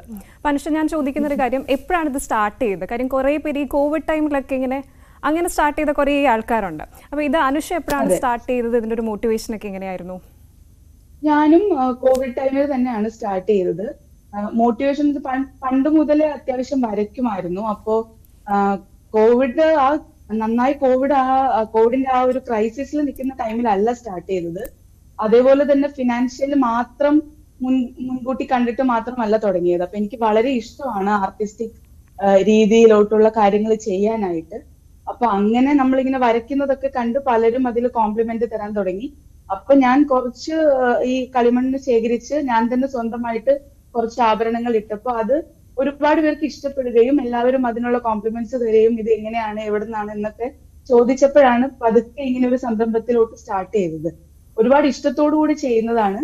അപ്പൊ ഈ അതിനായിട്ടുള്ള ടൈം മാനേജ്മെന്റ് ആണ് ശരിക്കും പറഞ്ഞു കഴിഞ്ഞാൽ ഒരു ചാലഞ്ച് എന്ന് പറയാനുള്ളൂ. അല്ലാതെ വളരെ ഇഷ്ടത്തോടു കൂടി ചെയ്യുന്നതാണ്. ഇപ്പൊ ഒരു 3 വർഷമായിട്ട് ഹാൻഡ് ക്രാഫ്റ്റ് എന്ന് പറയുന്ന സംരംഭം ഞാൻ തുടങ്ങിയിട്ടുണ്ട്. അപ്പൊ ഇപ്പോ ഒരു കഴിഞ്ഞ 1.5 വർഷമായിട്ടാണ് അത് നല്ല രീതിയിൽ ആളുകളിലേക്ക് എത്തുകയും ഒരുപാട് സപ്പോർട്ട് കിട്ടി തുടങ്ങുകയും ചെയ്യുന്നത്. ഈ നമ്മുടെ മെറ്റീരിയൽസ് ഒക്കെ എന്താണ്, നമ്മൾ എന്താണ് ഉപയോഗിക്കുന്നത്? വുഡാണോ അല്ലെങ്കിൽ ടെറാക്കോട്ടയാണോ, എന്തൊക്കെയാണ് അതിന് ഉപയോഗിക്കാറ്? ഞാൻ ഉപയോഗിക്കുന്ന മെറ്റീരിയൽ ക്ലേ ആണ്. അത് ടെറാക്കോട്ട ബേക്ക് ചെയ്യുന്ന ക്ലേയും ഉപയോഗിക്കുന്നുണ്ട്, അതേപോലെ തന്നെ എയർ ഡ്രൈ ക്ലേയിലും ഉപയോഗിക്കുന്നുണ്ട്. 2 രീതിയിലും ചെയ്യുന്നുണ്ട്. ഏറ്റവും കൂടുതൽ ഈ കഥകളിക്ക് തന്നെയാണോ ആളുകൾ ഉള്ളത്? കഥകളി വളരെ ഭംഗിയായിട്ടുണ്ട്. Thank you ma'am. കഥകളി തന്നെയാണ്, കഥകളി തെയ്യവുമാണ് ഏറ്റവും കൂടുതൽ ആളുകൾ ചോദിച്ചു വരുന്നത്. കാരണം ഒരുപാട് പേര് നമ്മുടെ ഈ കൾച്ചറൽ ഈ റിലേറ്റഡ് ആയിട്ടുള്ള നമ്മുടെ ഇവന്റ്സും കാര്യങ്ങളൊക്കെ വരുമ്പോൾ ഒരുപാട് പേര് കഥകളിയും തെയ്യവും തന്നെയാണ് ചോദിച്ചു വരുന്നത്. ഏറ്റവും കൂടുതൽ ചെയ്തിട്ടും പലരിലേക്കും അയച്ചിട്ടുമുള്ള 2 ഐറ്റം നമ്മുടെ സ്റ്റോറിലുള്ളത് കഥകളിയും തെയ്യവും തന്നെയാണ്. എഫേർട്ട് ഭയങ്കര കൂടുതലാണ്. ഇപ്പൊ ഇത് നോക്കിക്കഴിഞ്ഞാൽ തന്നെ അറിയാം, ഭയങ്കര ഡീറ്റെയിലിംഗ് ഭയങ്കര കൂടുതൽ. അപ്പം ആ ഒരു അനുഷ തന്നെയാണോ ചെയ്യുന്നത്, അതോ സ്റ്റാഫ് ഉണ്ടോ, ഹെൽപ്പ് ചെയ്യാൻ ആരെങ്കിലും ഉണ്ടോ? സ്റ്റാഫ് ഇല്ല, ഞാൻ ശരിക്കും ചെയ്യുന്നത്. അതെ, തനിയെ തന്നെയാണ് ചെയ്യുന്നത്. ഞാൻ ഒരു ഡോക്ടറാണ്. അപ്പൊ ഇതെന്റെ പാഷൻ റിലേറ്റ് ചെയ്ത് ഞാൻ ലീഡ് ചെയ്ത് കൊണ്ടുവന്നിരിക്കുന്ന ഒരു സംരംഭമാണ്. അപ്പോ ടൈം മാനേജ്മെന്റ് ആണ്, ഞാൻ മുമ്പും പറഞ്ഞതുപോലെ തന്നെ ടൈം മാനേജ്മെന്റ് ആണ് ഏറ്റവും ഒരു ബുദ്ധിമുട്ടായിട്ട് തോന്നുന്നത്. അല്ലാതെ ഡിസൈൻസോ അതിനുവേണ്ടി എത്ര സമയം ഇരിക്കാനോ അങ്ങനെ മടുപ്പൊന്നും ഇരിക്കില്ല. പക്ഷെ ഈ വർക്കും ഈ പാഷനും ബാലൻസ് ചെയ്ത് കൊണ്ടുപോകുക എന്നുള്ളതാണ് എനിക്ക് ഏറ്റവും വലിയ ചാലഞ്ച്. അതെ, ഞാനത് ചോദിക്കാൻ വരികയായിരുന്നു, അത് എങ്ങനെ നടക്കുന്നു എന്നുള്ളത്. അപ്പോൾ ഞാൻ ചോദിക്കുന്നത്, ഈ നമ്മുടെ ടീച്ചേഴ്സ്, ഡോക്ടേഴ്സ് അങ്ങനെയുള്ള ആളുകളുടെയൊക്കെ ഡ്രസ്സിങ് നമ്മൾ എപ്പോഴും ശ്രദ്ധിക്കുന്നതാണ് അല്ലേ? നമ്മൾ ചെറിയ കുട്ടിയായിരിക്കുമ്പോൾ ടീച്ചേഴ്സിന്റെ ഡ്രസ്സിംഗ് ആണ് ഏറ്റവും കൂടുതൽ ശ്രദ്ധിക്കാറ്. അപ്പോൾ ഈ പേഷ്യൻസ് തന്നെ ചോദിക്കാറുണ്ടോ വരുമ്പോൾ, ഇങ്ങനെ മാം ഇങ്ങനത്തെ ഇങ്ങനെ ഡ്രസ്സ് ചെയ്ത് പോകാറുണ്ടോ? നന്നായി വെൽ ഡ്രസ്ഡ് ആയിരിക്കുമല്ലോ എപ്പോഴും? അതെ, നമുക്ക് അവിടെ യൂണിഫോം ഉണ്ട്. അപ്പോ ക്ലിനിക്സിലേക്ക് പോകുമ്പോൾ ചെയ്യാറില്ല. പക്ഷെ നമ്മുടെ ഇൻസ്റ്റഗ്രാമിലൊക്കെ ഉള്ള നമ്മുടെ വീഡിയോസും കാര്യങ്ങളൊക്കെ കണ്ടിട്ട് ചില പേഷ്യൻസ് ഒക്കെ ചോദിക്കാറുണ്ട്, എങ്ങനെയാണ് എല്ലാവർക്കും എങ്ങനെയാണ് സമയം ഇതിന് ചെലവഴിക്കുന്നത്, എങ്ങനെയാണ് എപ്പോഴാണ് ഇത് ചെയ്യാനായിട്ട് ടൈം കിട്ടുന്നത് എന്നുള്ളതാണ് ഞാൻ ഏറ്റവും കൂടുതൽ കേൾക്കുന്ന ഒരു ക്വസ്റ്റ്യൻ. ഈവൻ ഫ്രണ്ട്സ് ആണെങ്കിലും കൊളീഗ്സ് ആണെങ്കിലും എല്ലാവരും, നമ്മുടെ നൈബേഴ്സ് എല്ലാവരും ചോദിക്കും എപ്പോഴാണ് ഇതിന് ടൈം കിട്ടുന്നത് എന്നുള്ളത്. ഒരുപാട് കോംപ്ലിമെന്റ്സ് കിട്ടാറുണ്ട്. പിന്നെ ക്ലിനിക്സിൽ പോകുമ്പോഴാണെങ്കിലും നമുക്ക് മാലയൊന്നും യൂസ് ചെയ്ത് പോവാനായിട്ട് പറ്റില്ല. അപ്പൊ ഇയറിംഗ്സ് ഒക്കെ ഓരോരുത്തർ കണ്ട് അത് ഐഡന്റിഫൈ ചെയ്ത് ചോദിക്കാറുണ്ട്. ഇത് സോഷ്യൽ മീഡിയ കുറച്ചുകൂടെ. അതെ, ഇത് കൈകൊണ്ടല്ലേ വരയ്ക്കുന്നത്. അപ്പൊ ഇത് ആഭരണങ്ങളിൽ മാത്രമേ ഉള്ളൂ, അതോ സാരിയിലൊക്കെ ട്രൈ ചെയ്യുന്നുണ്ടോ? സാരിയിൽ പണ്ട് ചെയ്തിട്ടുണ്ടായിരുന്നു, പക്ഷെ ഇപ്പോ അതിനുകൂടെ ടൈം ഇല്ല. അപ്പം ആഭരണം ആവുമ്പോ കുറച്ചുകൂടെ എളുപ്പത്തിൽ നടക്കും. സാരി ആവുമ്പോൾ നമുക്ക് ഒരുപാട് ടൈം ഇൻവെസ്റ്റ് ചെയ്യണം. അപ്പൊ അത്രയും ഒരു ടൈം കിട്ടാത്തത് കൊണ്ടാണ് പതുക്കെ ചുരുങ്ങിയ ആഭരണങ്ങളിലോട്ട് തന്നെ വന്നത്. സ്ട്രെസ്ഫുൾ ആയിട്ടുള്ള ലൈഫായിരിക്കും ഡോക്ടറെ സംബന്ധിച്ചിടത്തോളം. അതിനെല്ലാത്തിനും കൂടി ഒരു റിലാക്സേഷനും കൂടിയാണോ ഇത്? വളരെയധികം റിലാക്സേഷൻ കിട്ടുന്ന ടൈമാണ്. നമുക്ക് നമ്മുടെ ഒരു സ്വന്തമായിട്ടുള്ള നമ്മുടെ ഒരു സ്പേസിൽ ഇരിക്കാം. ഒരുപാട് സമയം ഇതിനു വേണ്ടി ചെലവഴിക്കാൻ വളരെ ഇഷ്ടമാണ്. നമുക്ക് ഈ പറയുന്ന പോലെ സമയം പോകുന്നത് അറിയില്ല. പിന്നെ ഈ കസ്റ്റമൈസേഷൻ വർക്ക് വരുമ്പോൾ പ്രത്യേകിച്ച് ഓരോരുത്തർക്കും ഓരോ രീതിയിലാണ് ഇഷ്ടം. അപ്പൊ അതിനനുസരിച്ച് നമ്മൾ പുതിയ കാര്യങ്ങൾ കണ്ടുപിടിക്കുമ്പോഴും അതിനായിട്ട് റെഫറൻസ് എടുക്കുമ്പോഴും എല്ലാം വളരെയധികം എൻജോയ് ചെയ്ത് ചെയ്യുന്നുണ്ട്. ആ ഒരു എൻജോയ്മെന്റ് കൊണ്ടാണ് ഈ ടൈമും സ്ട്രെസ്സും ഒക്കെ ഒന്ന് അത്രയും അറിയാതെ പോകുന്നത്. അതുപോലെ അനുഷ, ഇങ്ങനെ പ്രയോറിറ്റൈസ് ചെയ്യേണ്ടി വരുമോ? കാര്യം ഇപ്പോൾ ഡോക്ടറാണെന്ന് പറയുന്നു, അപ്പം അതിൻ്റെ കൂടെ നമുക്ക് ഇങ്ങനെ വർക്ക്സിൻ്റെ ഓർഡേഴ്സ് ബൾക്കായിട്ടൊക്കെ വരുമ്പോൾ പ്രയോറിറ്റൈസ് ചെയ്യേണ്ട ഒരു ബുദ്ധിമുട്ട് വരില്ലേ? അപ്പം അതെങ്ങനെ ഹാൻഡിൽ ചെയ്യും? അത് ശരിക്കും ഈ പറഞ്ഞതുപോലെ ഞാൻ എപ്പോഴും എന്റെ ഈ ക്ലിനിക്സ് കഴിഞ്ഞിട്ടുള്ള ആ പോസ്റ്റ് ക്ലിനിക്കൽ ആഴ്സിലാണ് കൂടുതലായിട്ട് ഇതിനുവേണ്ടി സമയം സ്പെൻഡ് ചെയ്യുന്നത്. അപ്പോ ശരിക്കും പറഞ്ഞാല് ഇപ്പൊ കുട്ടികളൊന്നും ഇല്ലാത്തത് കൊണ്ട് തന്നെ ബാലൻസ് ചെയ്യാൻ വളരെ എളുപ്പമാണ്. ഇനി കുറച്ചുകൂടെ കഴിയുമ്പം എന്ത് ചെയ്യും എന്നുള്ളൊരു ചോദ്യം ആണ് അത് ആക്ച്വലി. അപ്പൊ അതിനനുസരിച്ചിട്ട് ഇങ്ങനെ ഞാൻ ചെറിയ രീതിയിൽ എപ്പോ ഫ്രീ ടൈം ഒക്കെ കിട്ടുന്നോ ആ സമയങ്ങളിലൊക്കെ ഇതിനു വേണ്ടി തന്നെയാണ് ടൈം കൂടുതൽ ഇൻവെസ്റ്റ് ചെയ്യുന്നത്. അപ്പൊ എല്ലാം അത് വർക്കും പേഴ്സണൽ ലൈഫും പാഷനും എല്ലാം കൂടെ ബാലൻസ് ചെയ്ത് വരുന്നത് ശരിക്കും ഒരു ചാലഞ്ച് തന്നെയാണ്. ഈ ഇങ്ങനത്തെ മേഖലയിൽ നിൽക്കുമ്പോഴേ നമ്മളൊരു വ്യവസായം അല്ലെങ്കിൽ സംരംഭക എന്നുള്ളൊരു മേഖലയിൽ നിൽക്കുമ്പോൾ നമ്മൾ എപ്പോഴും അപ്ഡേറ്റഡ് ആയിക്കൊണ്ടിരിക്കണം, അല്ലെങ്കിൽ നമ്മൾ അറിയാതെ തന്നെ അങ്ങ് പുറകിലേക്ക് പോകും. അപ്പോൾ ഞാൻ ചോദിക്കുന്നത് എന്ത് പുതുമയാണ് കൊണ്ടുവരാൻ ശ്രമിക്കാറ്? കാരണം ഒരുപാട് സംരംഭകരുണ്ട്, പ്രത്യേകിച്ച് വനിതകൾ ഒരുപാട് പേര് ഈ ഒരു ആഭരണ നിർമ്മാണ മേഖലയിലേക്കൊക്കെ എത്തിയിട്ടുണ്ടല്ലോ. അപ്പൊ എങ്ങനെയാണ് എപ്പോഴും ഫ്രഷ് ആയിരിക്കാൻ അല്ലെങ്കിൽ അപ്ഡേറ്റ് ആയിരിക്കാൻ ശ്രമിക്കാറുണ്ടോ? ഇപ്പൊ അതെ, ശ്രമിക്കാറുണ്ട്. ഇപ്പം ഈ ആഭരണങ്ങളിൽ നിന്ന് അടുത്ത സ്റ്റെപ്പിലോട്ട് പോകണമെന്നുണ്ട്. അപ്പൊ അത് നമ്മൾ ഇതുവരെ ലോഞ്ച് ചെയ്തിട്ടില്ല. ഹോം ഡെക്കോസ് ആണ് അടുത്തതായിട്ട് പുതുതായിട്ട് ചെയ്യാനായിട്ട് ഇപ്പൊ ആലോചിച്ചു വെച്ചിരിക്കുന്ന അടുത്ത ഒരു സംരംഭത്തിന്റെ ഒരു അപ്ഡേഷൻ എന്ന് പറയുന്നത്. അപ്പോ അടുത്തത് അതിലോട്ടേക്ക് ഈ ഓണത്തിന്റെ ആ ഒരു ബിസി സ്കെഡ്യൂൾ കഴിഞ്ഞിട്ട് അതിലോട്ടേക്ക് പുതിയ ലോഞ്ച് ചെയ്യണം എന്നാണ് എന്റെ ആഗ്രഹം. അപ്പൊ അടുത്തതായിട്ട് ഇനി അതിലേക്കുള്ള സ്റ്റെപ്പാണ് നടത്താൻ ഉദ്ദേശിക്കുന്നത്. അപ്പൊ കുറെ കൂടി തിരക്കാവും അല്ലെ മൊത്തത്തില്? അതെ, അത് ശരിയാണ്.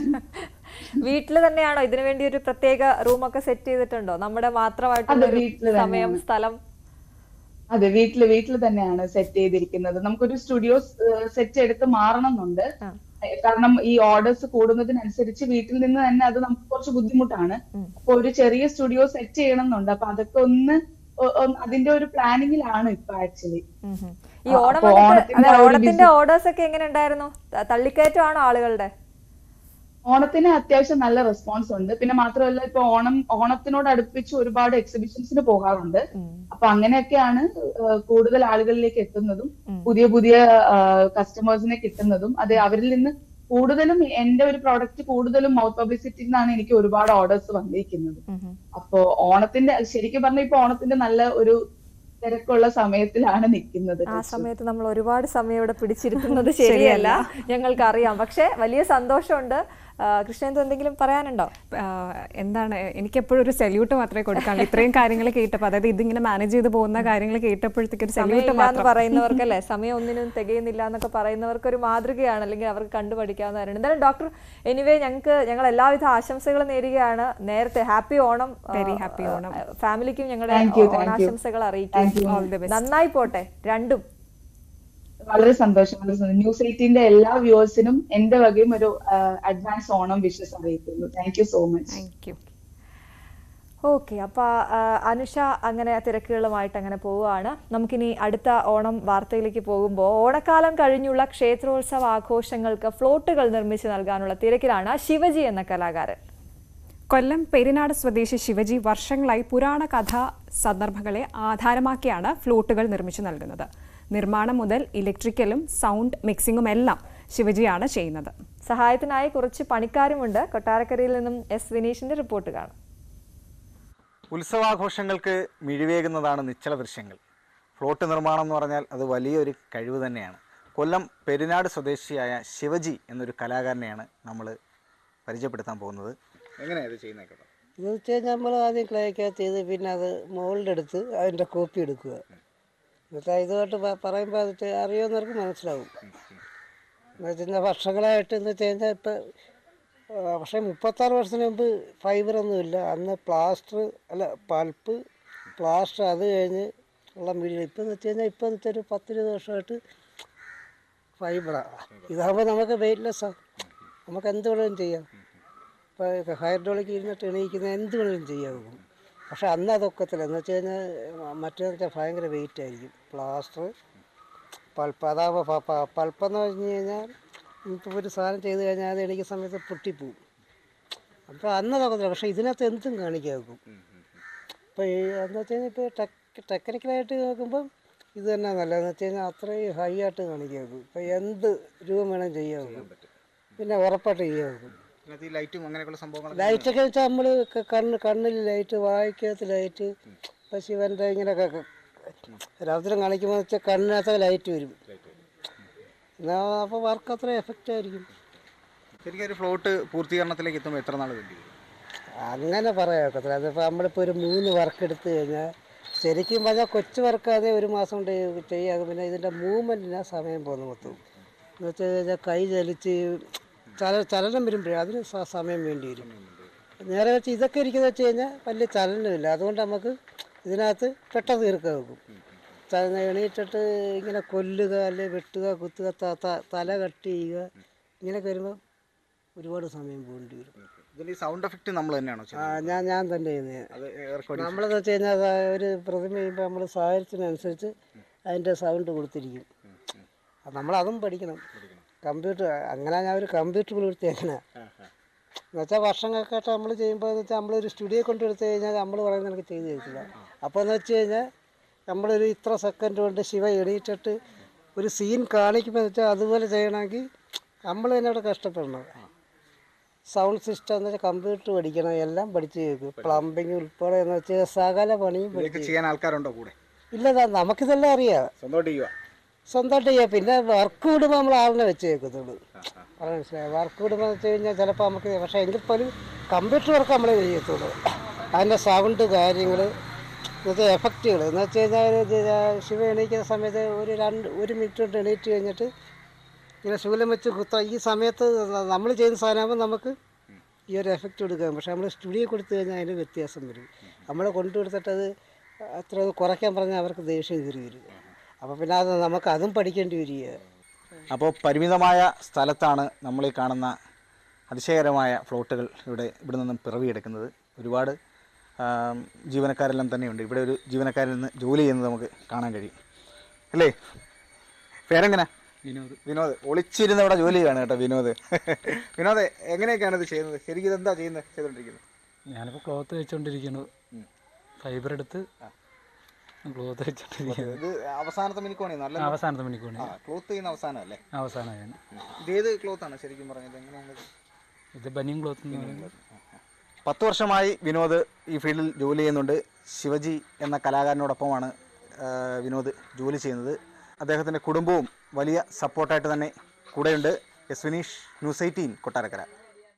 അപ്പോൾ വിനീഷ് ഇങ്ങനെ ഓരോരോ സ്ഥലത്ത് പോയിട്ട് രാവിലെ നമുക്ക് കുറച്ച് വാർത്തകൾ നല്ല അല്ലേ കണ്ണിന് കുളിർമയേകുന്ന കുറച്ച് വാർത്തകളൊക്കെ തരാറുണ്ട്. അപ്പോൾ വിനീഷ് ഇതിങ്ങനെ തുടർച്ചയായിട്ട് ചെയ്യൂ, ഞങ്ങൾ കാണട്ടെ. ഈ ശിവജി എന്നൊക്കെയുള്ള പേര് നമ്മൾ പലയിടത്തും കണ്ടിട്ടുണ്ട് ഫ്ലോട്ടുകളിലൊക്കെ, പക്ഷേ അത് അദ്ദേഹമാണ് എന്നുള്ളത് ഇപ്പോഴാണ് മനസ്സിലായത്.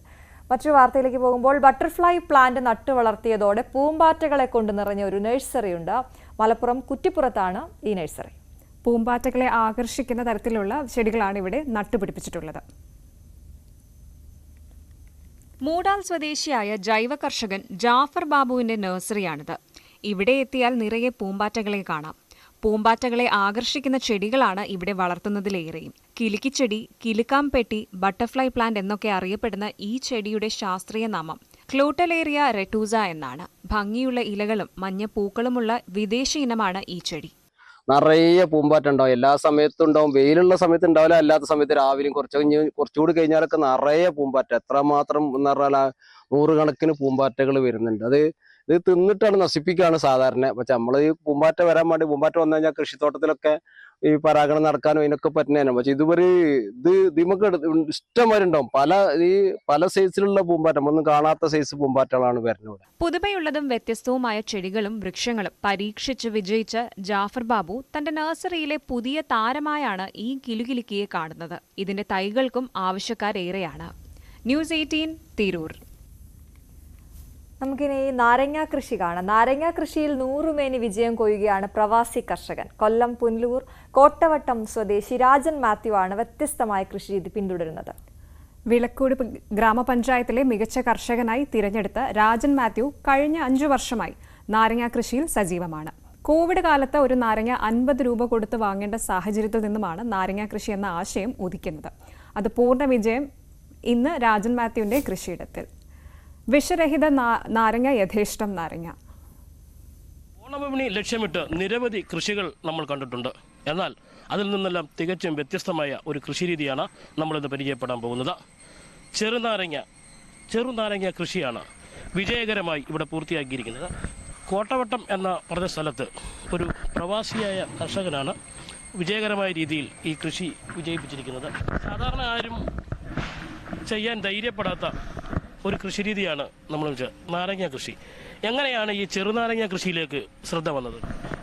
ചെറുനാരങ്ങ, ഞാൻ ഗൾഫ് ഒരു പ്രവാസിയാണ്. 25-27 വർഷം അവിടുത്തെ ഏത് തോട്ടത്തിൽ ചെന്നാലും ഉള്ളൊരു സാധനമാണിത്. നേരെ ചൂടത്ത് വിളയുന്ന ഒരു സാധനമാണ് ഇതെന്ന് മനസ്സിലാക്കി. രണ്ടാമത് ഇതിന് പ്രത്യേകമായിട്ട് പ്രചോദനം ചെയ്യാനുള്ള കാരണം എന്ന് പറഞ്ഞാൽ നമ്മൾ ആ കോവിഡ് സമയത്ത് ഞാൻ ഇവിടെ ഒരു വർഷം കുരുങ്ങി. അന്ന് ഇതൊക്കെ കിട്ടാതെ മറ്റേ നമുക്ക് അങ്ങോട്ടുള്ള ടിക്കറ്റും മറ്റും ഇല്ലാതെ കിട്ടാതെ അങ്ങോട്ട് വരാതെ അങ്ങനെ കുരുങ്ങിയപ്പം നമ്മൾ പെട്ടെന്ന് ഈ നാരകത്തിൻ്റെ തൈ അവിടെ കിട്ടുമെന്ന് ശ്രമിച്ച് കൂട്ടുകാരെയൊക്കെ വിളിച്ച്, ഗൾഫിലുള്ള കൂട്ടുകാരെയൊക്കെ വിളിച്ച് അന്നേരം ഇതിനടുത്ത് കിട്ടുമെന്ന് പറഞ്ഞ് നല്ല ഉൽപ്പാദനശേഷിയുള്ള നാരങ്ങ തൈ നോക്കി തിരഞ്ഞെടുത്ത് അന്ന് വെച്ചതാണ്. ഏകദേശം എത്ര വർഷത്തോളമായി നമ്മൾ ഈ നാരങ്ങ കൃഷി? 2019 ലാസ്റ്റ് ആയപ്പം ഒരു 5 വർഷമായിട്ടില്ല. ഒരു സാധാരണ വളങ്ങൾ മാത്രം ഉപയോഗിച്ച് കൃഷിയിടത്തിൽ ചെയ്യാൻ പറ്റുന്ന ഒരു കൃഷിരീതിയാണ് ഇവർ അവലംബിച്ചു പോരുന്നത്. ഈ കൃഷിരീതി വ്യത്യസ്തമായ കൃഷിരീതിയാണ്. സാധാരണ വിജയസാധ്യത ഇല്ലാത്ത കൃഷിരീതി ചെയ്യാൻ ഇറങ്ങുമ്പോൾ സ്വഭാവം നമ്മളൊന്ന് പിൻവാങ്ങാറുണ്ട്. പക്ഷേ വളരെ പ്രോത്സാഹനമായി കൂടെ നിന്നു എന്നാണ് മനസ്സിലാക്കാൻ സാധിച്ചത്. എങ്ങനെയാണ് അത്തരത്തിലുള്ള ചിന്ത വന്നത്? നാരങ്ങ കൃഷി ചെയ്യണമെന്ന് പറഞ്ഞപ്പോൾ നമ്മൾ എല്ലാ പിന്തുണയും കൊടുത്തതാണ്. അത് യാതൊരുവിധ കാട്ടുമൃഗങ്ങളോ ഒന്നിൻ്റെ ശല്യം ഉണ്ടാവത്തില്ല.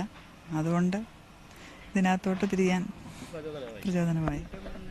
വീട്ടമ്മ എന്ന നിലയിൽ നമുക്ക് ഈ കൃഷിയിടത്തിലെത്താനും ഇതിനു വേണ്ട പരിപാലനം നടത്താനും ഒക്കെ സാധിക്കുന്നുണ്ടോ? സാധിക്കുന്നുണ്ട്. കൃഷി വികസന വകുപ്പിന്റെ ഭാഗത്തു നിന്നും എന്തൊക്കെ നമുക്ക് പ്രോത്സാഹനം ലഭിക്കുന്നുണ്ട്? ഇതൊരു വ്യത്യസ്തമായ കൃഷി രീതിയാണല്ലോ, അവർ പ്രോത്സാഹിപ്പിക്കേണ്ടതാണല്ലോ. ആദ്യമേ പറഞ്ഞപ്പം അവർ ആദ്യമായിട്ടുള്ള ഒരു സംരംഭം, അവർ അത് ആദ്യത്തെ ആ ഒരു വർഷം കിട്ടും ഇന്നതൊക്കെ ചെയ്യാം എന്നൊക്കെ പറഞ്ഞു. പക്ഷേ അത് കഴിഞ്ഞിട്ട് അവരുടെ പൂർണ്ണ സപ്പോർട്ട് നമുക്ക് കിട്ടുന്നുണ്ട്, ഇപ്പോഴും കിട്ടുന്നുണ്ട്. അവർ വന്നൊരു എന്തെങ്കിലും ഇടയ്ക്കിടയ്ക്ക് ഒരു വിസിറ്റ് ഉണ്ട്, ആ മാസത്തിലൊരിക്കൽ അല്ലെങ്കിൽ 2 മാസം കൂടുമ്പോൾ ഒരു വിസിറ്റ് അടിച്ചിട്ട് ഇത് ഇന്ന കുറവുണ്ട്. പക്ഷേ നമ്മൾ ജൈവ വളമല്ലാതെ ഒന്നും ഇതിൽ ഉപയോഗിക്കുന്നില്ല. ജൈവ എന്തെങ്കിലും ഉണ്ടെങ്കിൽ നമ്മൾ ഇൻ കേസ് DDT പോലും ഇതിൻ്റെ അകത്ത് യൂസ് ചെയ്യാറില്ല. അല്ലാതുള്ള കാര്യങ്ങളാണ് ചെയ്യുന്നത്. വളവും അതിൻ്റെ കൂട്ട് തന്നെ. അതുകൊണ്ട് നമ്മുടെ നശിക്കത്തില്ല. തമിഴ്നാട്ടിൽ നിന്നൊക്കെ വരുന്ന കംപ്ലീറ്റ് മാലിന്യങ്ങൾ ഇത് പഴുക്കണമെങ്കിൽ തന്നെ എങ്ങനെയാലും ഒരു 4 ദിവസം പിടിക്കും. നമ്മൾ പിടിച്ചു വെച്ച് കഴിഞ്ഞാൽ തമിഴ്നാട്ടിൽ നിന്ന് കൊണ്ടുവന്ന് കഴിഞ്ഞാൽ 3 ദിവസം കഴിയുമ്പോൾ അഴുകിപ്പോവും. ഇതാണ് നല്ല നാരങ്ങ. 2-3 ടൈപ്പ് നമ്മളിവിടെ ചെയ്യുന്നുണ്ട്. ഇതിൻ്റെ എല്ലാം കീഴിലാണ് ഇതിൻ്റെയൊക്കെ സംഭവം. മോഷണവും രാത്രിയിലൊന്നും നടക്കില്ല, മുള്ളുകൊള്ളും. ആ ഒരു ഭയം കള്ളന്മാർക്കും ഉണ്ട്. തീർത്തും വ്യത്യസ്തമായ രീതിയിലുള്ള ഒരു കൃഷി രീതിയാണ് വിജയകരമായി പൂർത്തിയാക്കിയത്. നാരങ്ങ കൃഷി, ശുദ്ധമായ നാരങ്ങ ഓണവിപണികളിൽ എത്തിക്കുക എന്നതാണ് ഇവർ പ്രധാനമായിട്ടും ലക്ഷ്യമിട്ടത്. അത് 100% വിജയം കണ്ടിരിക്കുകയാണ്. മനോജ് അപ്പുക്കുട്ടൻ, ന്യൂസ് 18, പുനലൂർ. മനോജേട്ടനും ഓണ വിഭവങ്ങൾ ഓരോന്നായി ഇങ്ങനെ പിടിക്കുകയാണ്. ഇന്നലെ ചിപ്സ് ആയിരുന്നു, ഇന്നിപ്പോൾ നാരങ്ങ വിപണി. എന്തായാലും നല്ല വാർത്തയാണ് നമുക്ക് കാണാൻ കഴിഞ്ഞ. വിഷരഹിതമായിട്ടുള്ള ഭക്ഷ്യവസ്തുക്കൾ നമ്മുടെയൊക്കെ സ്വപ്നമാണ് അല്ലേ? അത് നമുക്ക് സാക്ഷാത്കരിക്കാനാകട്ടെ ഈ ഓണം, വരും ഓണങ്ങളിലും എല്ലാം. അപ്പോൾ നമുക്കൊരു ഇടവേള എടുക്കാം അല്ലേ കൃഷ്ണൻ? ഇടവേള.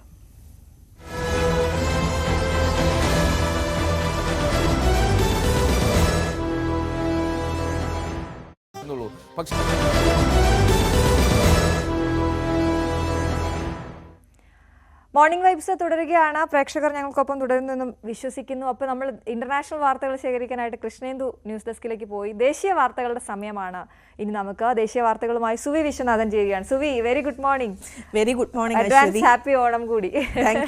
എന്തൊക്കെയാണ് നമ്മൾ ഇന്ന് ദേശീയ തലത്തിൽ പ്രതീക്ഷിക്കുന്ന വാർത്തകൾ? ദേശീയ തലത്തിൽ ഏറ്റവും പ്രധാനമായിട്ട് പറയുന്നത് മണിപ്പൂർ വിഷയം തന്നെയാണ്. ഒരു ഇടവേളയ്ക്ക് ശേഷം മണിപ്പൂർ വീണ്ടും സംഘർഷഭരിതമാവുന്ന ഒരു സാഹചര്യമാണ് ഉണ്ടായിരിക്കുന്നത്. കഴിഞ്ഞ ദിവസം ഉണ്ടായ അക്രമ സംഭവങ്ങളിൽ 7 പേർ കൊല്ലപ്പെടുകയും 15ഓളം പേർക്ക് പരിക്കേൽക്കുകയും ചെയ്തിരുന്നു. ആ സംഭവം, അതായത് മണിപ്പൂരിൽ വലിയ തോതിലുള്ള സംഘർഷം വ്യാപിക്കുന്ന പശ്ചാത്തലത്തിൽ മണിപ്പൂരിൻ്റെ മുഖ്യമന്ത്രി ബൈരേൻ സിംഗ് ഗവർണറുമായി കൂടിക്കാഴ്ച നടത്തിയിരുന്നു. പ്രത്യേകിച്ചും ഈ ബൈരേൻ സിംഗിൻ്റെ രാജി ആവശ്യപ്പെടുന്ന വിഷയങ്ങളൊക്കെ തന്നെ മണിപ്പൂരിൽ ശക്തമാകുന്ന ഒരു സാഹചര്യമാണ് ഉള്ളത്. ഇതിനിടയിലാണ് രാജി ആവശ്യപ്പെടുന്നത്. അദ്ദേഹം രാജിവെക്കുന്നതിൻ്റെ ഭാഗമായിട്ടാണ് ഗവർണറുമായുള്ള കൂടിക്കാഴ്ച നടന്നത് എന്ന ഒരു വിശകലനം കൂടെ വരുന്നുണ്ട്. പക്ഷേ അതല്ല, രാജ്യത്തിലെ നിലവിലുള്ള സ്ഥിതിഗതികൾ അറിയിക്കുന്നതിൻ്റെ ഭാഗമായിട്ടാണ് ഗവർണറുമായുള്ള കൂടിക്കാഴ്ചകൾ എന്നാണ് അറിയാൻ സാധിക്കുന്നത്. ഏതായാലും സംഘർഷം തുടരുന്ന സാഹചര്യം തന്നെയാണ്. റോക്കറ്റ് ആക്രമണം ഉൾപ്പെടെ ഉണ്ടായിട്ടുണ്ട്. കഴിഞ്ഞ ദിവസം കൂടെ ഈ ഒരു വിമാനത്താവളത്തിന് സമീപത്ത് വെച്ച്, ഇംഫാലിലെ വിമാനത്താവളത്തിന് സമീപം വെച്ച് ഒരു ഡ്രോൺ പിടികൂടുന്ന സംഭവം ഉണ്ടാവുകയും ചെയ്തിരുന്നു. ഏതായാലും മണിപ്പൂർ ഇപ്പോഴും സംഘർഷഭരിതമായി തുടരുന്ന ഒരു പശ്ചാത്തലത്തിൽ സ്ഥിതിഗതികൾ നടപടികൾ നിയന്ത്രണ വിധേയമാക്കുന്നതിന്റെ ഭാഗമായി മുഖ്യമന്ത്രി MLA-മാരുടെയും മന്ത്രിമാരുടെയും യോഗം വിളിച്ചു. 24 അംഗങ്ങളാണ് ആ യോഗത്തിൽ പങ്കെടുത്തത്. ഒപ്പം അതിനുശേഷം ഈ 24 ശേഷം ഒപ്പം മന്ത്രിമാരും യോഗത്തിൽ പങ്കെടുക്കുകയും ചെയ്യുകയുണ്ടായി. ഏതായാലും ഇപ്പോഴും മണിപ്പൂർ അശാന്തമായി തന്നെ തുടരുന്നു എന്ന സാഹചര്യമാണ് ഉള്ളത്. കഴിഞ്ഞ വർഷമുണ്ടായ ആക്രമണങ്ങളിൽ 240 പേരാണ് മണിപ്പൂരിൽ കൊല്ലപ്പെട്ടിരുന്നത്. അതിനുശേഷം ഒരു ഇടവേള കഴിഞ്ഞാണ് ഇപ്പോൾ മണിപ്പൂരിൽ വീണ്ടും സംഘർഷം ഉണ്ടാകുന്നത്. ഇരു വിഭാഗങ്ങൾ, അതായത് മെയ്തൈ കുക്കി വിഭാഗങ്ങൾ തമ്മിലാണ് ഈ ഒരു സംഘർഷം ഉണ്ടാകുന്നത്.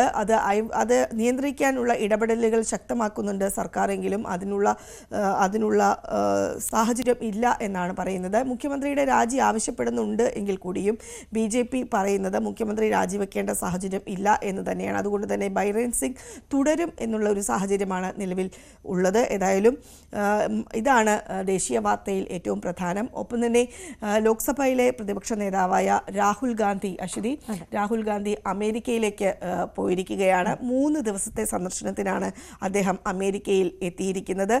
ബിസിനസ്സുകാരുമായും അതുപോലെ തന്നെ വിദ്യാഭ്യാസ വിദഗ്ധരുമായും രാഹുൽ ഗാന്ധി ചർച്ചകൾ നടത്തും.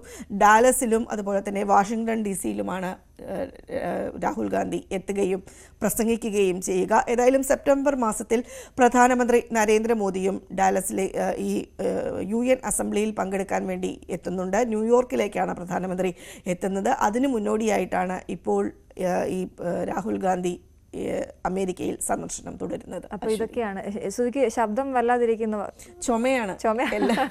അതെല്ലാം അവഗണിച്ച് രാവിലെ ഇങ്ങ് വന്നിരിക്കുകയാണ്. അപ്പൊ നമ്മുടെ ദേശീയ വാർത്തകൾ പ്രേക്ഷകരുമായി പങ്കുവയ്ക്കാൻ. മറ്റൊരു വാർത്തയിലേക്ക് പോകുമ്പോൾ തിരുവനന്തപുരം പൂവച്ചൽ സ്വദേശിയായ ഒരു ഓട്ടോ ഡ്രൈവർ കഴിഞ്ഞ മാസം ലഭിച്ച വൈദ്യുതി ബില്ല് കണ്ട് ഷോക്കേറ്റ അവസ്ഥയിലാണ്.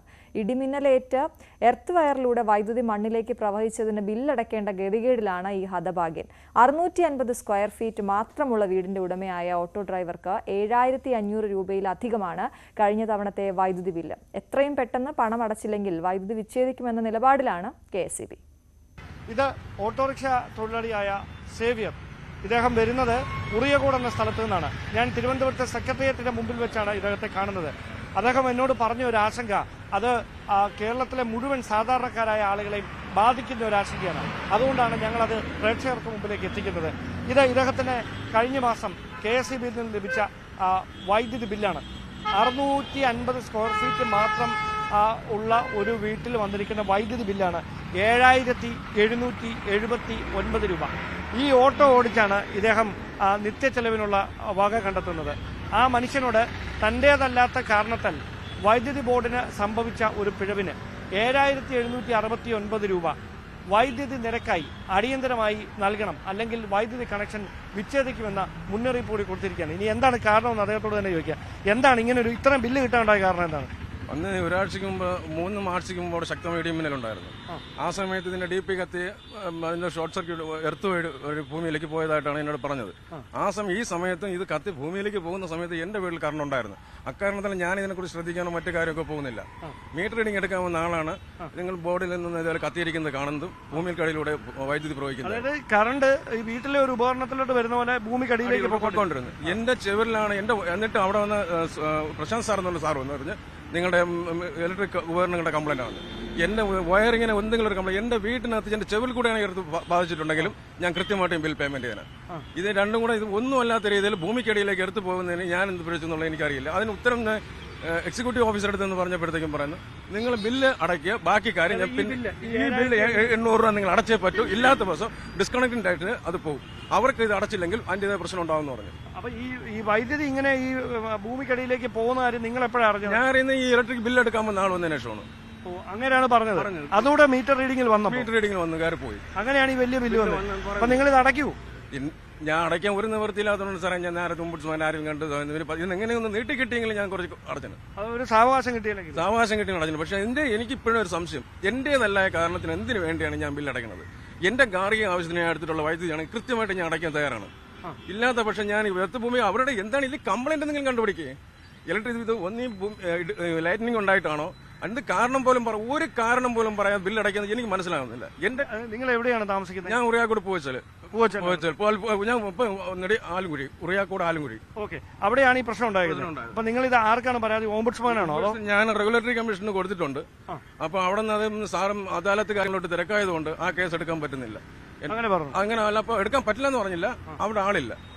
അപ്പൊ എനിക്ക് 10-ാം തീയതിക്ക് മുമ്പ് എങ്ങനെ ഒരു സ്റ്റേ ഓർഡറിൽ കിട്ടിയ ഒരു ഉപകാരമായിരുന്നു. നിങ്ങളുടെ വൈദ്യുതി കണക്ഷൻ പോകും. വൈദ്യുതി കണക്ഷൻ 10-ാം തീയതി പോകും. അടയ്ക്കാൻ നിവൃത്തിയില്ല സാർ. രണ്ട് പിള്ളേർ ബിടെക്, ഒരാൾ BSc ഫോറൻസിക് പഠിച്ച് അങ്ങനെ പോകുന്നതാണ്.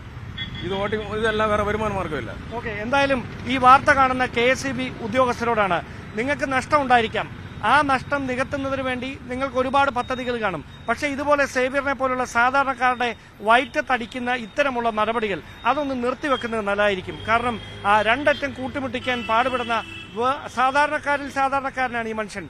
അങ്ങനെ ഒരു മനുഷ്യനോട് ഇങ്ങനെ ഒരു ക്രൂരത വേണമെന്ന് നിങ്ങൾ ഒന്നുകൂടി ആലോചിക്കണം. എന്നിട്ട് സാവകാശം കൊടുത്താൽ അദ്ദേഹം ഈ 7,779 രൂപ അടയ്ക്കും എന്ന് ഉറപ്പ് നൽകിയിട്ടുണ്ട്. അങ്ങനെ ചെയ്യുന്നില്ലെങ്കിൽ അത് നിങ്ങൾ ഇതുപോലെ നടക്കുന്ന സാധാരണക്കാരോട് ചെയ്യുന്ന ഏറ്റവും വലിയൊരു ദ്രോഹമായിട്ട് മാറും. ക്യാമറമാൻ ബിപിൻ മുരളിക്കൊപ്പം ഡാൻ കുര്യൻ, News 18. പക്ഷെ എന്തോ ഡാൻ പറഞ്ഞതുപോലെ സേവ്യറേട്ടന്റെ ആ തുക അടയ്ക്കാൻ സമയം പോലും കൊടുക്കുന്നില്ല എന്നുള്ളിടത്താണ് അവിടെ ഏറ്റവും ഗൗരവമാവുന്ന ആ വാർത്ത. 10-ാം തീയതി കണക്ഷൻ കട്ട് ചെയ്യുമെന്നൊക്കെ പറയുമ്പോൾ 2 കുട്ടികൾ പഠിക്കുന്ന വീടാണ്. അപ്പൊ അതിൻ്റെതായിട്ടുള്ള ബുദ്ധിമുട്ടുണ്ട്. KSEB ഉദ്യോഗസ്ഥർ, അതും അദ്ദേഹത്തിന്റെ കുറ്റം കൊണ്ട് ഉണ്ടായ ഒരു കാര്യം കൂടിയല്ല. അപ്പോൾ അത് KSEB ഉദ്യോഗസ്ഥർ എന്തായാലും കണ്ണു തുറന്നേ മതിയാകൂ. 10-ാം തീയതി അദ്ദേഹത്തിന്റെ വീട്ടിലെ കണക്ഷൻ കട്ട് ചെയ്യരുത് എന്നുള്ളൊരു അഭ്യർത്ഥന നമ്മുടെ ഭാഗത്തുനിന്നും കൂടി നമ്മൾ വെക്കുകയാണ് അല്ലേ. അപ്പൊ എന്തായാലും ഇനി അന്താരാഷ്ട്ര വാർത്തയുടെ സമയമാണ്. എന്തൊക്കെയാണ് പ്രധാന വാർത്തകൾ കൃഷ്ണേന്ദു? മാർപ്പാപ്പ, അതായത് ഫ്രാൻസിസ് മാർപ്പാപ്പ ഒരു 12 ദിവസത്തെ സന്ദർശനം നടത്തുന്നത്, ഏഷ്യ ഓഷ്യാന സന്ദർശനം നടത്തുന്നുണ്ട്. അപ്പോൾ അദ്ദേഹം ആദ്യം ഇന്തോനേഷ്യയിലാണ് എത്തിയത്. ഈ 3 ദിവസത്തെ ഇന്തോനേഷ്യൻ സന്ദർശനം പൂർത്തിയാക്കിയ ശേഷം പിന്നാലെ ഇന്നലെ പപ്പുവ ന്യൂ ഗിനിയയിൽ എത്തിയിട്ടുണ്ട് അദ്ദേഹം. Papua Guinea governor general Bob Dadae വിമാനത്താവളത്തിലെത്തി മാർപ്പാപ്പയെ സ്വീകരിച്ചു. പരമ്പരാഗത വേഷമണിഞ്ഞെത്തിയവരുടെ നൃത്തവും വാദ്യാഘോഷവുമായി ഉജ്ജ്വല സ്വീകരണമായിരുന്നു അദ്ദേഹത്തിന് ലഭിച്ചത്. 12 ദിവസത്തെ ഏഷ്യ പസഫിക് സന്ദർശനത്തിന്റെ ഭാഗമായി വരും ദിവസങ്ങളിൽ ടിമോർ ലെസ്റ്റെ, സിംഗപ്പൂർ എന്നീ രാജ്യങ്ങളും പപ്പ സന്ദർശിക്കും. 1984 സെയിന്റ് ജോൺ പോൾ 2ാമൻ മാർപ്പാപ്പയാണ് ഇതിനു മുൻപ് പപ്പുവ ന്യൂ ഗിനി സന്ദർശിച്ചിട്ടുള്ളത്. മറ്റൊരു വാർത്തയിലേക്ക് പോകുമ്പോൾ ചൈനയിൽ നിന്നൊരു വാർത്തയാണ്. 2024 ഏഷ്യയിലെ ഏറ്റവും ശക്തമായ ഉഷ്ണമേഖലാ കൊടുങ്കാറ്റായ യാഗി ദക്ഷിണ ചൈനയിൽ വീശിയിരിക്കുകയാണ്. കൊടുങ്കാറ്റിനെ തുടർന്ന് ഉണ്ടായ മഴയിലും മറ്റ് അപകടങ്ങളിലുമായി 4 പേർ മരിച്ചിട്ടുണ്ട്. 95 പേർക്ക് പരിക്കേറ്റിട്ടുമുണ്ട്. കൊടുങ്കാറ്റിനെ തുടർന്ന് രാജ്യത്തിന്റെ തെക്കൻ മേഖലകളിൽ നിന്ന് 10 ലക്ഷം പേരെ മാറ്റിപ്പാർപ്പിച്ചു. മണിക്കൂറിൽ 234 കിലോമീറ്റർ വേഗതയിൽ വീശിയ കാറ്റ് ഈ ആഴ്ച ആദ്യം വടക്കൻ ഫിലിപ്പൈൻസിൽ 16 പേരുടെ മരണത്തിനിടയാക്കിയിരുന്നു. അപ്പോൾ അതാണ് അന്താരാഷ്ട്ര തലത്തിൽ നിന്ന് നമുക്ക് എടുത്തു പറയാനുള്ള വാർത്തകൾ. ശരി, അപ്പോൾ എന്തായാലും നിരവധി വാർത്തകൾ ഇനിയും പ്രേക്ഷകർക്കായി പങ്കുവയ്ക്കാനുണ്ട്. ഇന്നലത്തേതിൻ്റെയൊക്കെ വാർത്താ തുടർച്ചകളും ഉണ്ട്. മറ്റു വാർത്തയിലേക്ക് പോകുമ്പോൾ 120ഓളം രാജ്യങ്ങളുടെ പതാക തിരിച്ചറിയുന്ന ഒരു 7 വയസ്സുകാരനെ പരിചയപ്പെടാം. കോഴിക്കോട് പുതുപ്പാടി സ്വദേശി അലു ഇഷാനാണ് ഈ താരം. 10 ദിവസം കൊണ്ടാണ് അലു ഇഷാൻ ഈ നേട്ടം കൈവരിച്ചത്. കോഴിക്കോട് പുതുപ്പാടി കാരക്കുന്ന് അമ്പലക്കണ്ടി സ്വദേശികളായ ഫൈസലിന്റെയും ഷിഫ്നയുടെയും മകനാണ് ഈ കൊച്ചുമിടുക്കൻ. 120ഓളം രാജ്യങ്ങളുടെ പതാക തിരിച്ചറിയുന്ന അസാമാന്യ കഴിവുണ്ട് ഈ 7 വയസ്സുകാരന്. അലു ഇഷാന്റെ സൈക്കിൾ തകരാറിലായപ്പോൾ പുതിയ സൈക്കിൾ വാങ്ങിക്കൊടുക്കാനായി മാതാപിതാക്കൾ മുന്നോട്ടുവച്ച നിബന്ധനയാണ് 100 രാജ്യങ്ങളുടെ പേര് പഠിക്കണം എന്നത്. സൈക്കിൾ ചലഞ്ച് ഏറ്റെടുത്ത അലു ഇഷാൻ ദിവസങ്ങൾക്കകം നിരവധി രാജ്യങ്ങളുടെ പതാക തിരിച്ചറിഞ്ഞു. മൊബൈൽ ഫോണും ലാപ്ടോപ്പും ഉപയോഗിച്ചായിരുന്നു പരിശീലനം. വിവിധ രാജ്യങ്ങളുടെ പതാക പ്രിന്റ് എടുത്തും പഠനത്തിനായി ഉപയോഗിച്ചു. 10 ദിവസത്തോളം പിന്നിട്ടപ്പോൾ 120ഓളം രാജ്യങ്ങളുടെ പേരും പതാകയും ഈ 7 വയസ്സുകാരൻ തിരിച്ചറിഞ്ഞു. Iran, Germany, Brazil, Spain, America, Japan, Nepal, Malaysia, New Zealand, Pakistan, France, Australia, Canada, Chad. അലു ഇഷാന്റെ നേട്ടം മാതാപിതാക്കളെയും അധ്യാപകരെയും അമ്പരിപ്പിച്ചു. ഇവന് 115ഓളം രാജ്യങ്ങളും അതിൻ്റെ ഫ്ലാഗും അവന് ശരിക്കും കാണാതെ പഠിച്ചിട്ടുണ്ട്. അതിന് ചെറിയൊരു ചലഞ്ചായിട്ടാണ് ഏറ്റെടുത്തത്.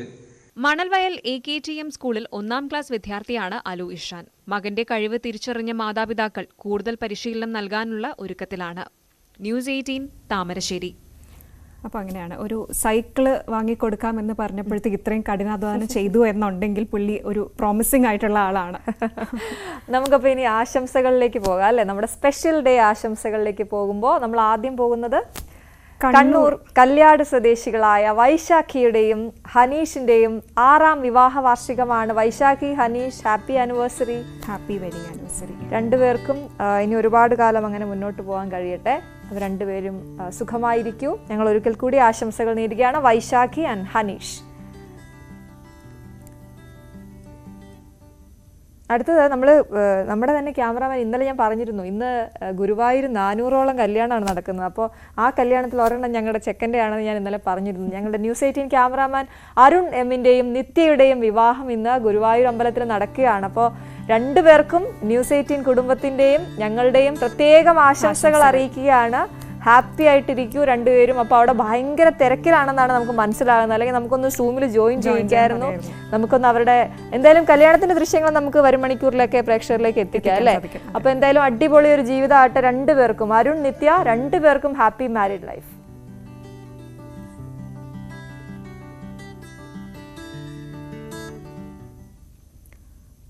അടുത്തതും ഒരു സ്പെഷ്യൽ ഡേ തന്നെയാണ്. സുനിൽകുമാർ കാവശ്ശേരിയുടെ ജന്മദിനമാണ്. മക്കളായ അനാമിക, സൊനാലിക, മനു, സുനിൽകുമാർ എന്നിവർ ചേർന്ന് അച്ഛന് പിറന്നാൾ ആശംസകൾ ന്യൂസ് 18ലൂടെ നേരുകയാണ്. അച്ഛനത് സർപ്രൈസാണ്. അപ്പോൾ അച്ഛനൊരു സർപ്രൈസ് കൊടുക്കാമെന്ന് കുട്ടികൾ വിചാരിച്ചുകൊണ്ട് അത് ഞങ്ങൾക്കൊപ്പമായതിൽ ഞങ്ങൾക്ക് വലിയ സന്തോഷമുണ്ട്. അപ്പോൾ സുനിലേട്ടാ, പിള്ളേർ പൊളിയാണ് കേട്ടോ. അതാ ചേട്ടന് സർപ്രൈസ് തന്നിരിക്കുകയാണ്. ഇത് ഇപ്പൊ കണ്ടോണ്ടിരിക്കുകയാണെന്ന് ഞങ്ങൾ വിചാരിക്കുന്നു. സുനിൽകുമാർ കാവശ്ശേരി, ഹാപ്പി ബർത്ത്ഡേ ചേട്ടാ. വെരി ഹാപ്പി ബർത്ത്ഡേ ചേട്ടാ.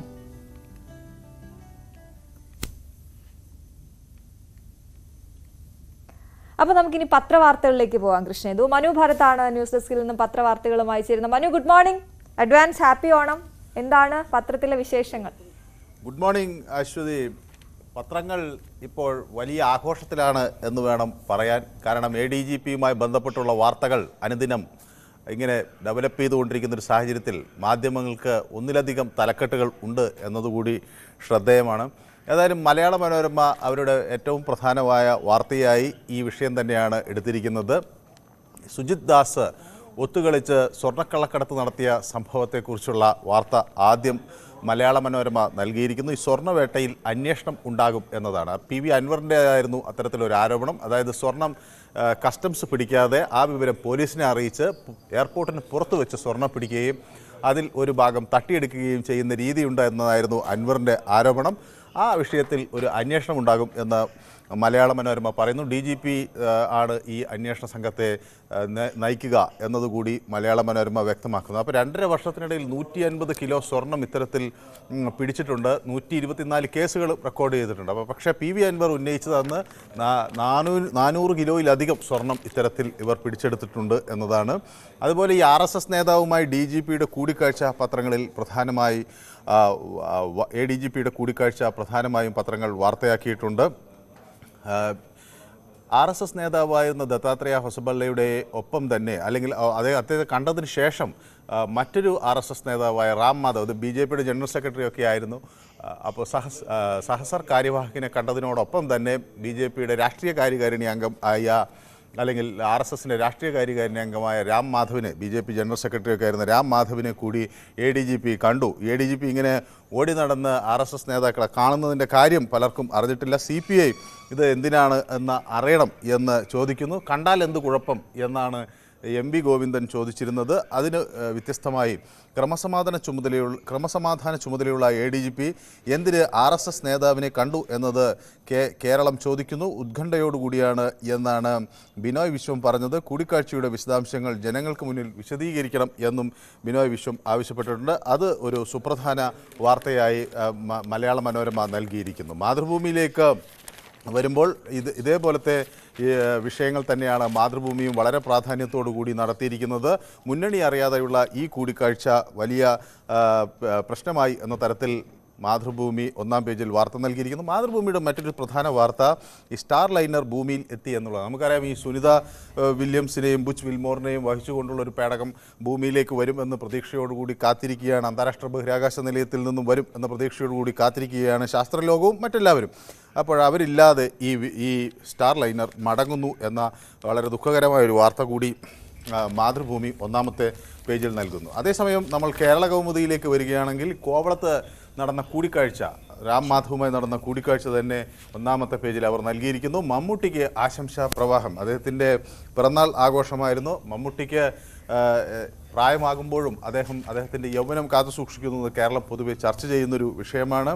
മമ്മൂട്ടിക്ക് 73 വയസ്സായി എന്നത് ഒരു അത്ഭുതത്തോടു കൂടിയാണ് കേരളം മനസ്സിലാക്കുന്നത്. അദ്ദേഹത്തിൻ്റെ പിറന്നാൾ വലിയ വിഷയമായി അല്ലെങ്കിൽ വാർത്തയായി കേരള കൗമുദി ഒന്നാമത്തെ പേജിൽ നൽകിയിരിക്കുന്നത്. അങ്ങനെ സുപ്രധാനമായ വാർത്തകളെല്ലാം ADGP ചുറ്റിപ്പറ്റിയും ഈ അന്വേഷണത്തെ ചുറ്റിപ്പറ്റിയും ഒക്കെയാണ് ഇന്നത്തെ പത്രങ്ങളിൽ ഉള്ളത്. അപ്പോൾ ചൂട് ചായയും ചൂട് വാർത്തകളുമായി മനു ഭരത്താണ് എന്താണ് വാർത്തകൾക്കൊരു പഞ്ഞവുമില്ല. നമ്മളൊരു മറ്റൊരു വാർത്തയിലേക്ക് പോവുകയാണ്. എന്താണ് കൃഷ്ണേന്ദു? പട്ടിണി ഇല്ലാതാക്കാൻ ഒരു ചെറുപ്പക്കാരൻ തുനിഞ്ഞിറങ്ങിയപ്പോൾ ഒരു നാട് മുഴുവനാണ് കൈകോർത്തത്. 1000 ദിവസം പിന്നിടുന്ന ആലപ്പുഴ ചാരുമൂട്ടിലെ ഭക്ഷണ അലമാര നിരവധി പേരുടെ ആശ്രയമാണ്. വിശപ്പിന്റെ വിലയറിഞ്ഞ ബ്ലോക്ക് പഞ്ചായത്ത് അംഗത്തിന്റെ സ്വപ്നം വിശന്നിരിക്കുന്നവരില്ലാത്ത നാട്. അതാണ് 1000 ദിവസങ്ങൾ പിന്നിട്ടത്. ഭക്ഷണ അലമാര എന്ന സിനു ഖാന്റെ ആശയം പിന്നീട് നാടൊന്നടങ്കം ഏറ്റെടുത്തു. ആലപ്പുഴയിലെ ചാരുമൂട് ജംഗ്ഷന് കിഴക്ക് വശത്ത് ബസ് സ്റ്റോപ്പിന് സമീപമായാണ് ഭക്ഷണ അലമാര. ഭരണിക്കാവ് ബ്ലോക്ക് പഞ്ചായത്ത് മുൻ വൈസ് പ്രസിഡന്റും നിലവിൽ ബ്ലോക്ക് മെമ്പറും കൂടിയായ സിനു ഖാനാണ് ചാരുമൂട്ടിലെത്തുന്നവരുടെ വിശപ്പ് മാറ്റാൻ ഇറങ്ങിത്തിരിച്ചത്. ഇവിടെ എത്തുന്ന ആർക്കും ഭക്ഷണ പൊതിയെടുക്കാം. അതിന് വലുപ്പ ചെറുപ്പമില്ല. 2021 നവംബർ മാസത്തിൽ തുടക്കം കുറിച്ച ഈ അലമാര സത്യത്തിൽ 1000 ദിവസം പിന്നിട്ട് എന്ന് പറഞ്ഞിരുന്നത് വിശ്വസിക്കാൻ പറ്റുന്നില്ല. ഒരുപാട് സുമനസ്സുകളുടെ സഹായം കൊണ്ടാണ് ഇവിടെ വിശന്നു വരുന്ന 100 കണക്കിന് ആളുകൾക്ക് നമുക്ക് ആഹാരം നൽകുവാൻ കഴിയുന്നത്. ഒരു ജനപ്രതിനിധി എന്ന നിലയിൽ എല്ലാ ദിവസവും ആളുകൾക്ക് എന്ത് സഹായം ചെയ്യാൻ കഴിയും എന്ന ആലോചനയിലാണ് ഒരു ഭക്ഷണ അലമാര എന്ന ഒരു സംവിധാനത്തെപ്പറ്റി നമ്മൾ ആലോചിക്കുകയും അത് നമ്മുടെ സുഹൃത്തുക്കളിലേക്ക് പങ്കുവയ്ക്കുകയും ചെയ്തു. അങ്ങനെയാണ് ചാരുമൂട്ടിൽ നമ്മുടെ പ്രിയപ്പെട്ട സുധീർ മീരാൻ സാഹിബ് എന്ന എൻ്റെ പ്രിയ സുഹൃത്താണ് ഈ അലമാര ഇവിടെ നമുക്ക് സ്പോൺസർ ചെയ്തത്. ഇടയ്ക്കൊക്കെ നിന്നുപോകുമെന്ന് കരുതിയെങ്കിലും ഭക്ഷണ അലമാരയുടെ പ്രവർത്തനം സുമനസ്സുകളുടെ കാരുണ്യം കൊണ്ട് നടന്നു പോകുന്നുണ്ടെന്ന് സിനു ഖാൻ പറയുന്നു. ഈ ആശയം ആദ്യം പങ്കുവച്ചത് തന്റെ സുഹൃത്തുക്കളോടായിരുന്നു. അവരുടെ പിന്തുണ കൂടി ലഭിച്ചതോടെ ഭക്ഷണ അലമാര യാഥാർത്ഥ്യമായി. ആദ്യം ഈ അലമാരയിൽ ആഹാരം വെക്കുന്ന സമയത്ത് ഈ അലമാരയിൽ ആഹാരം എടുക്കുവാൻ ആളുകൾ ഈ നാട്ടിലുണ്ടോ എന്ന സംശയത്തിലായിരുന്നു നമ്മൾ ആഹാരം വെച്ചത്. എന്നാൽ ഈ നാട്ടിൽ വിശന്നിരിക്കുന്ന കടത്തിണ്ണയിൽ കിടക്കുന്ന ഒരുപാട് ആളുകൾ നമ്മുടെ ഈ നാട്ടിലുണ്ടെന്നും അവർക്ക് ഈ അലമാര കൊണ്ട് ഒരു നേരത്തെ വിശപ്പടക്കുവാൻ കഴിയും എന്ന ബോധ്യം നമുക്കുണ്ടായതുകൊണ്ടാണ് ഒരു ദിവസം പോലും മുടങ്ങാതെ നമ്മൾ ഈ ആഹാരം കൊടുക്കുന്നവരുടെ മുഖമോർത്താൽ ഉറപ്പായും അടുത്ത ദിവസം തന്നെ എങ്ങനെയും അലമാരയിൽ നിറയ്ക്കുവാൻ നമ്മൾ ഇറങ്ങിത്തിരിക്കും. അങ്ങനെ മുഴുവൻ ആളുകളും ഈ നാട്ടിലെ മുഴുവൻ ആളുകളുടെയും പിന്തുണയും സ്നേഹവും ഒക്കെ നമ്മളോടൊപ്പം ഈ അലമാരയോടൊപ്പം ഉണ്ടായിട്ടുണ്ട്.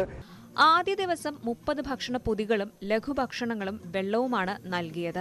ഓരോ ദിവസം കഴിയുന്തോറും ആവശ്യക്കാരുടെ എണ്ണവും കൂടി. തുടർന്ന് നിരവധി സന്നദ്ധ സംഘടനകളും സ്കൂളുകളും വ്യക്തികളുമൊക്കെ ഭക്ഷണം എത്തിക്കാൻ തുടങ്ങി. വളരെയധികം സന്തോഷമാണ് ഇവിടെ നമ്മൾ ഇത്രയും ആളുകളെല്ലാം ഒന്നിച്ചു കൂടിക്കൊണ്ട് ഇതൊരു ഉത്സവമായി മാറ്റിക്കൊണ്ട് ഇന്നത്തെ ഈ 1000 ദിവസം നമ്മൾ ആഘോഷിക്കുകയാണ്. ഇവിടെ മധുരം നൽകിയും മറ്റും നമ്മുടെ ഈ നൂർനാടന്മാർ സൗഹൃദ കൂട്ടായ്മയുടെ നേതൃത്വത്തിൽ ഇന്ന് മധുരം നൽകുകയും ഇവിടെ ഭക്ഷണപ്പൊതി എത്തിക്കുകയും എല്ലാം ചെയ്തിട്ടുണ്ട്. എല്ലാവരുടെയും പിന്തുണ ലഭിക്കാറുണ്ടെന്നും തുടർന്നും ഇത് മുന്നോട്ട് കൊണ്ടുപോകണമെന്നാണ് ആഗ്രഹമെന്നും സിനു ഖാൻ പറയുന്നു. ന്യൂസ് 18 കായംകുളം. അപ്പോൾ കൃഷ്ണേന്ദു, ഗുരുവായൂരിൽ കല്യാണമേളം നടന്നുകൊണ്ടിരിക്കുകയാണ്. രാവിലെ 4 മണിക്ക് തുടങ്ങിയതാണ്, ഇതുവരെ കഴിഞ്ഞിട്ടില്ല. 356 കല്യാണങ്ങളാണ് ഇന്ന് നടക്കുന്നത്. 400 കല്യാണം വരെ നടത്താനുള്ള ക്രമീകരണങ്ങളൊക്കെ ദേവസ്വം അവിടെ ഒരുക്കിയിട്ടുണ്ട് എന്നുള്ളതാണ്. അപ്പോൾ ഇങ്ങനെ സെക്കൻഡുകളിൽ ആളുകൾ ഇങ്ങനെ മാറിക്കൊണ്ടിരിക്കുകയാണ്. 4 കല്യാണ മണ്ഡപങ്ങളിലായി പടേന്ന് ഇങ്ങനെ വിവാഹങ്ങൾ നടന്നുകൊണ്ടിരിക്കുകയാണ്. എന്തായാലും അവിടെ വിവാഹിതരാകുന്ന എല്ലാവർക്കും ഞങ്ങൾ ആശംസകൾ അറിയിക്കുകയാണ്. അല്ലെ, ചരിത്രത്തിന്റെ ഭാഗമായി ചരിത്രമാണ്. 2017 ആ കണക്ക് മാറി ഇപ്പോൾ 356 എന്നുള്ള ചരിത്രം ഗുരുവായൂരിൽ പിറക്കുകയാണ്. ശരി, അപ്പോൾ എന്തായാലും നേരത്തെ പറഞ്ഞതുപോലെ നിങ്ങളുടെ വിശേഷ അവസരങ്ങൾ അതെന്തുമാകട്ടെ അത് ഞങ്ങളെ അറിയിക്കാം. ആ സന്തോഷ ദിനത്തിൽ ന്യൂസ് 18 സ്ക്രീനിൽ നിങ്ങൾക്കും എത്താം. അതിനായി ഞങ്ങൾക്ക് വാട്സാപ്പ് ചെയ്യുക. വാട്സാപ്പ് ചെയ്യേണ്ട നമ്പർ 9346975748. വാട്സാപ്പ് ചെയ്യേണ്ട ഫോമാറ്റ് ഇതാണ്: special day, name, phone number, പിറന്നാൾ, വിവാഹ വാർഷികം, അങ്ങനെ എന്തുമായിക്കോട്ടെ നിങ്ങളുടെ വിശേഷ അവസരങ്ങൾ ന്യൂസ് 8-നൊപ്പം ആഘോഷിക്കാം. അപ്പോൾ വാർത്തകൾ അവസാനിക്കുന്നില്ല. നിരവധി വാർത്തകൾ നിങ്ങൾക്കായി കാത്തിരിക്കുന്നു. ഞങ്ങൾക്ക് പോകാൻ സമയമായി. വീണ്ടും കാണാം. നമസ്കാരം. നമസ്കാരം.